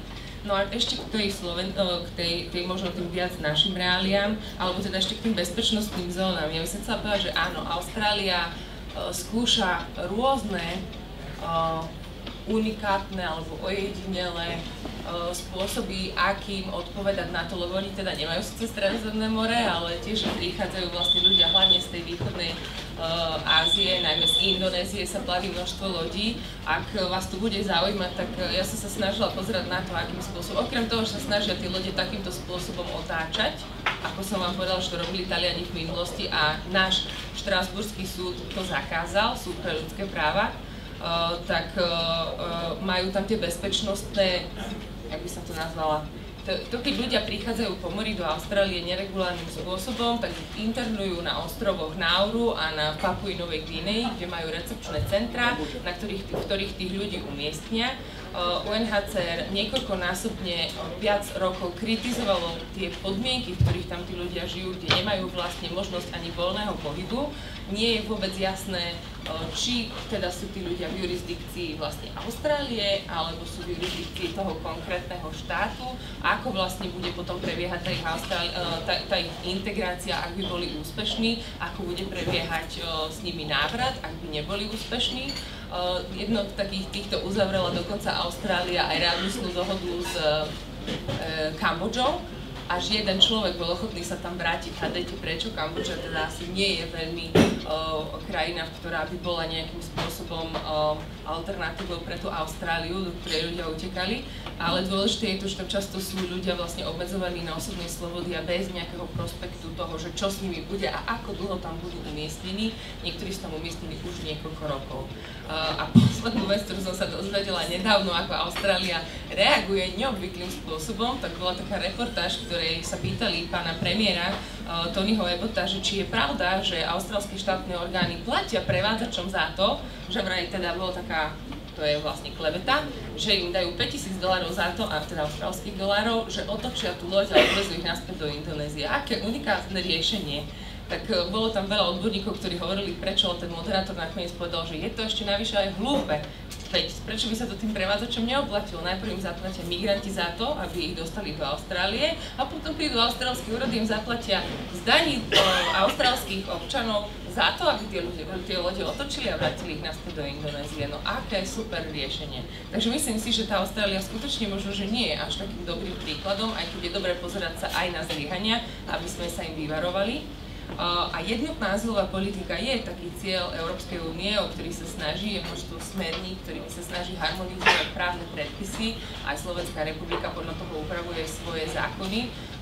Takým najdôležitejším vlastne elementom tej azylovej politiky je vlastne dublinský systém. Ak ste počuli, že Maďarsko odstúpilo od dohody dublinskej, nič také nie je možné, pretože to nie je dohoda, je to nariadenie dublinské. To znamená, že je to právo EÚ, ktoré je priamo aplikovateľné. Na Slovensku to má dokonca prednosť pred zákonmi. Čiže od tohto nie je možné tak ľahko, a presne samozrejme, že aj v Maďarsku, keďže je to členský štát Európskej únie. Čiže Maďari od toho neodstúpili, to bolo len také akože mediálne kaskaderské kúsky, aby vlastne sa nejakým spôsobom vyhli tomu svojmu podielu na kvotách a ukázali, že aj oni majú veľa migrantov, ale v skutočnosti je fakt veľký problém s tým, že dublinský systém by mal zabezpečiť to, že takú nejakú redistribúciu, už to je vlastne nástroj na nejakú redistribúciu. Pani Mešová, ja vás strašne nerada prerušujem a je to veľmi zaujímavé, ale ja by som dala teraz príležitosť aj vlastne túto našim hosťom, ktorí prišli do Gorily Urban Space, lebo ich to zaujíma, možno majú práve nejakú svoju otázku, kde tu môžeme dokončiť. Takže teraz je priestor pre vás všetkých, ak niekto má otázku, či tuto na našich hostí, alebo na Roula, ktorý na začiatku hovoril svoj príbeh. Nech sa páči, teraz je na to čas. Takí prví 3 a 4 určite budú mať možnosť sa spýtať a budeme zodpovedané. Dobre, dobrý večer, Miro Hajnoš. Ja mám otázku na pána Chmelára, ale aj na pána Vyskupiča. Ja mám tiež takú malú príčinu. A bolo by dobre, keby pán Vyskupič si ju overil. Keď sa robil nový finančný rámec na 2014-2020, na tých 7 rokov, tak vtedy európske inštitúcie znížili rozpočet na ochranu vonkajších hraníc Stredomoria pre tie agentúry, ktoré majú na starosti integráciu, o nejakých 40%. To bolo v roku 2012-2013, 2014 to prešlo a od 2014 tie agentúry a tie hranice mali nižší rozpočet, tým pádom vznikalo nejaké také echo, nestíhali to, mali menej financií a tým pádom chytili sa to aj novinári a celé také veľké boom prišlo do Európy, lebo tá migračná politika stále bola tá istá. Presne ako hovoríte, máme 200 000 ľudí, ktorí každý rok, jednoducho to je posledných 50 rokov, tam nie je nič nové na tom, jednoducho tieto agentúry a táto ochrana mala nižší rozpočet a tým pádom to nezvládali a dali to von do médií. A moja otázka aj k tomuto je, že jednoducho, aká je úloha médií a pán Chmelár, vy ako rektor univerzity, ktorá sa zaoberá s médiami, že ako vysvetliť tým ľuďom tie európske otázky a jednoducho čo je naozaj za tým. Lebo toto na Slovensku som ešte stále nepíšel, ako vysvetliť niekomu v Sobrancach, že ako v skutočnosti je, ak by si nečítal článok v nemenovanom bulvárnom časopise a neveril tomu. Takže to je moja otázka.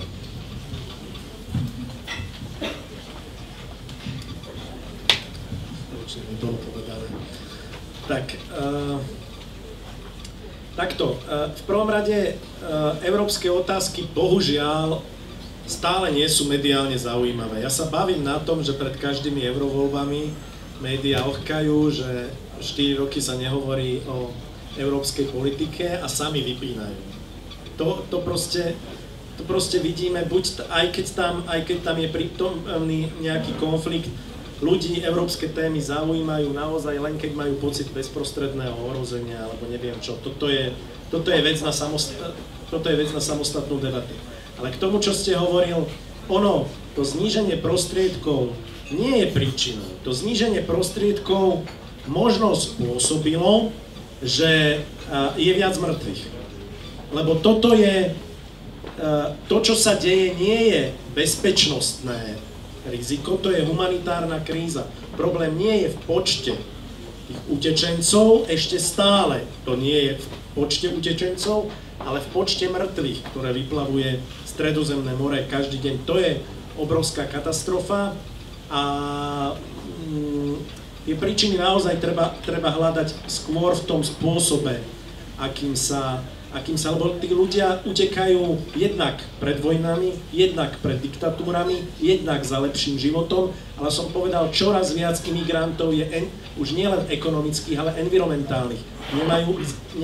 Majú tam také sucho, že nemajú ani základnú možnosť prežitia. Pre nich je úplne jedno, akým spôsobom sa dostanú a týchto ľudí proste nezastavíte tým, že zvýšite rozpočet na inštitúcie, ktoré sa zaoberajú riešením v Stredozemnom mori. Otázky ešte na Biskupiča. Ja som to možno menej obratne, ale ja som to spomenul, že ak porovnáme len tieto 2 roky, posledné a prvý pôrok tohoto roku, tak z hľadiska počtu by sme nemali hovoriť o nejakom vypuklom probléme, ale presne súhlasím s tým, čo povedal Edo. A vlastne som hovoril a vy ste tu povedali, to chcem zistiť, teda, že či to kleslo na 40 alebo 40% v rámci zdá sa mi to ako nie relevantné číslo, ale môžem to overiť. Čo je ale číslo, s ktorým som sa opakovane stretol, to je napríklad to, že zhruba rovnaký počet, ako chráni našu východnú hranicu, ako hranicu Schengenu, čo je 900 policajtov, chráni taliansku, morskú. A toto je výsledok čoho si podľa mňa teda zlyhanie ochrany šengenskej hranice, ak sa chceme o takejto nejakej hranici baviť. Teraz nemyslím pod tým všetkým, čo sme sa bavili, že toto je ako keby bazálna príčina, prečo tí imigranti sem chodia. Alebo prečo ich tu máme a prečo máme teraz problém, dokonca máme ten problém až mediálny a úlohu médií tu ja vidím obrovskú, pretože naozaj, ak ľudia, ak poklesol ten rozpočet možno aj v miere 20%, a nemali sme možnosť tie lode zastavovať, navyše tu prišlo k nejakému posunu na Severnej Afrike a viac tých ľudí a kvalita tých transportných lodí od tých pirátov, ktorých prevážajú, poklesla, tak tu máme naozaj humanitárnu krízu a tí ľudia sa topia, na toto tie médiá reagujú a tým pádom sa to stáva témou. Je len hanbou aj európskej spoločnosti, že až vtedy sa to stáva témou, ale to sme už v nejakej inej diskusii potom. Ja by som sa chcel spýtať, ako väčšinou, či už aj tu, ale aj doteraz, čo boli všetky tieto podobné diskusie, aj články, tak sa vo veľkej miere hovorilo práve o číslach, o kvótach, o tom, aj keby neboli kvóty, koľkých ľudí my vezmeme alebo nevezmeme. Koniec koncov aj táto diskusia má názov hrozba alebo príležitosť pre Európu. Ja by som skôr povedal, že ako či už utečenci alebo v širšom kontexte aj migranti ako takí sú vlastne realita. A tu nemá zmysel baviť sa o tom, či oni sú pre nás nejakou hrozbou, alebo sú pre nás príležitosťou, ale v prvom rade musíme to brať tak, ako to je. Pán Chmelár tu rozprával napríklad o strachu. Ten strach by bolo potrebné ako do istej miery ten iracionálny strach odbúrať. Samozrejme aj pán Biskupič, čo hovoril, že niekedy ten strach môže byť na mieste a netreba len ukľudňovať, ale treba aj na reálne hrozby upozorniť.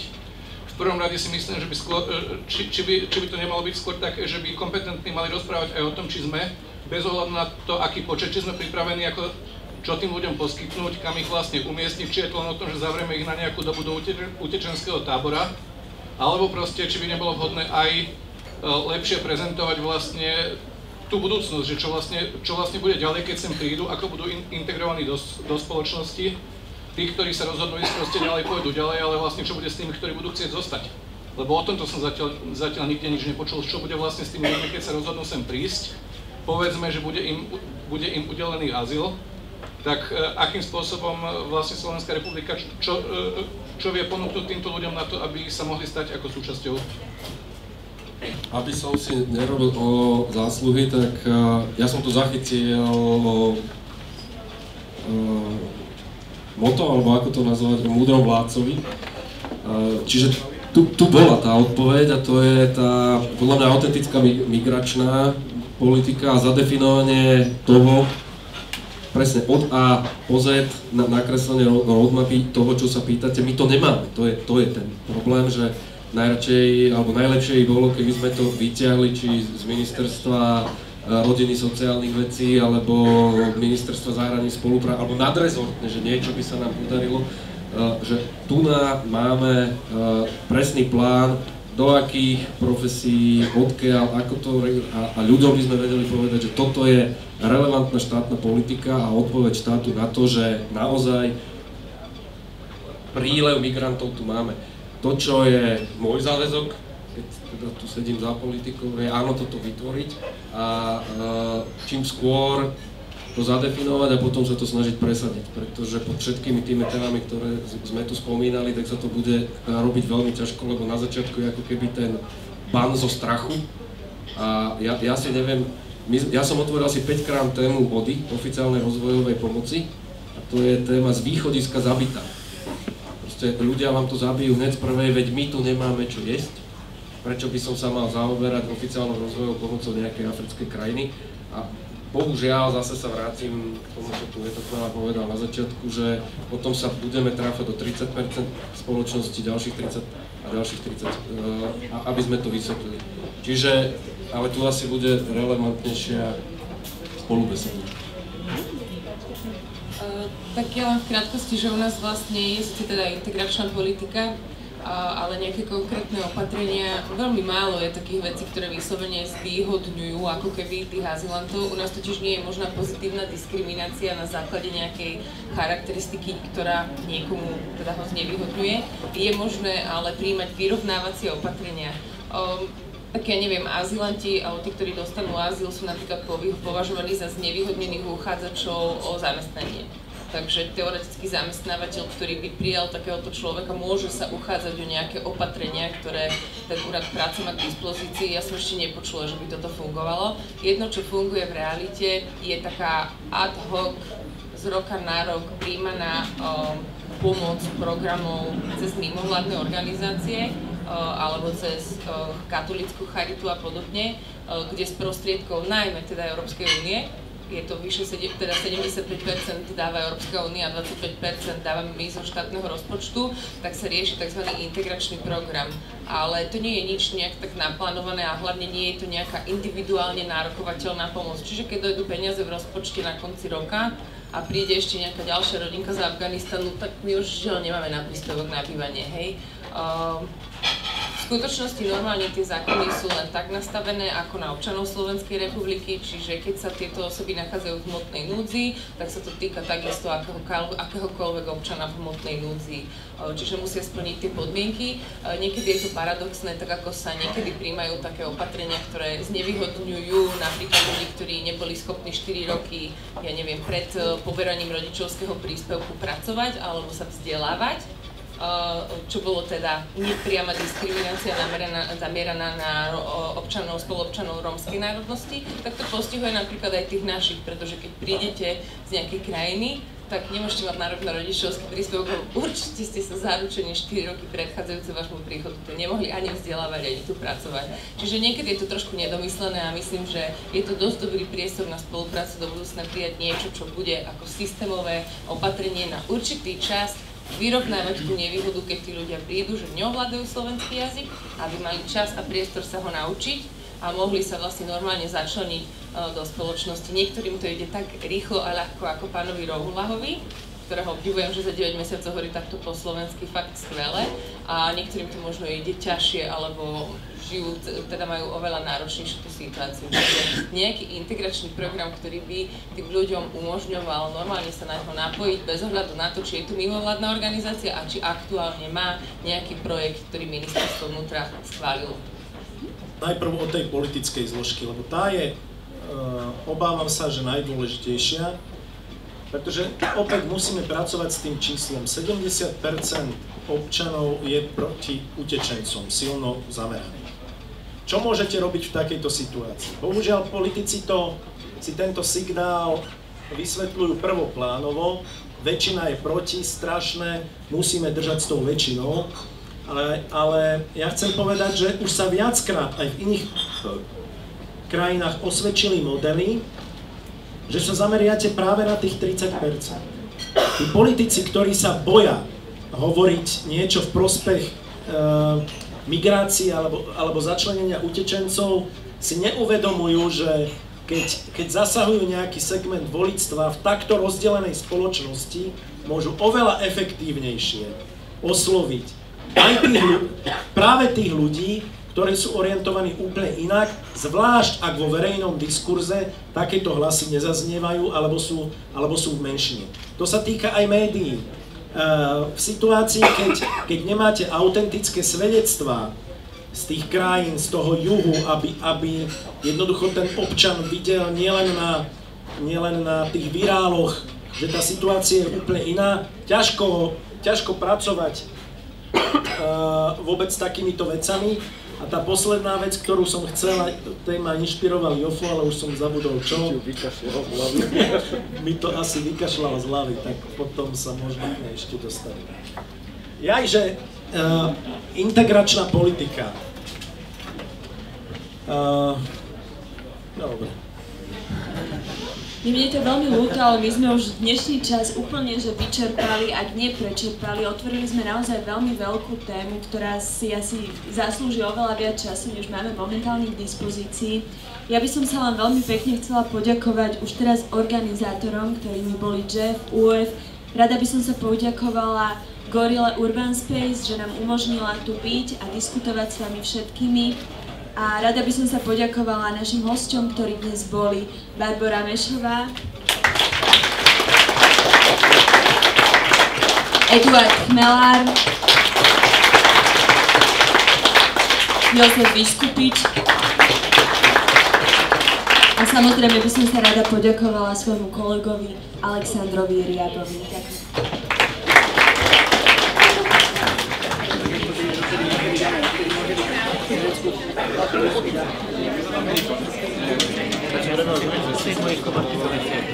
Sadnem do tvárovky. Dneska mi tak prišlo, že si otvorím tvoj Facebook a pozriem si, koho máš lajknúť, aby som mal také dobré pikošky, vieš. Tak všetko, čo máš lajknúť, tak som pozeral a také, čo sa mne páči, tak som po tebe lajknul.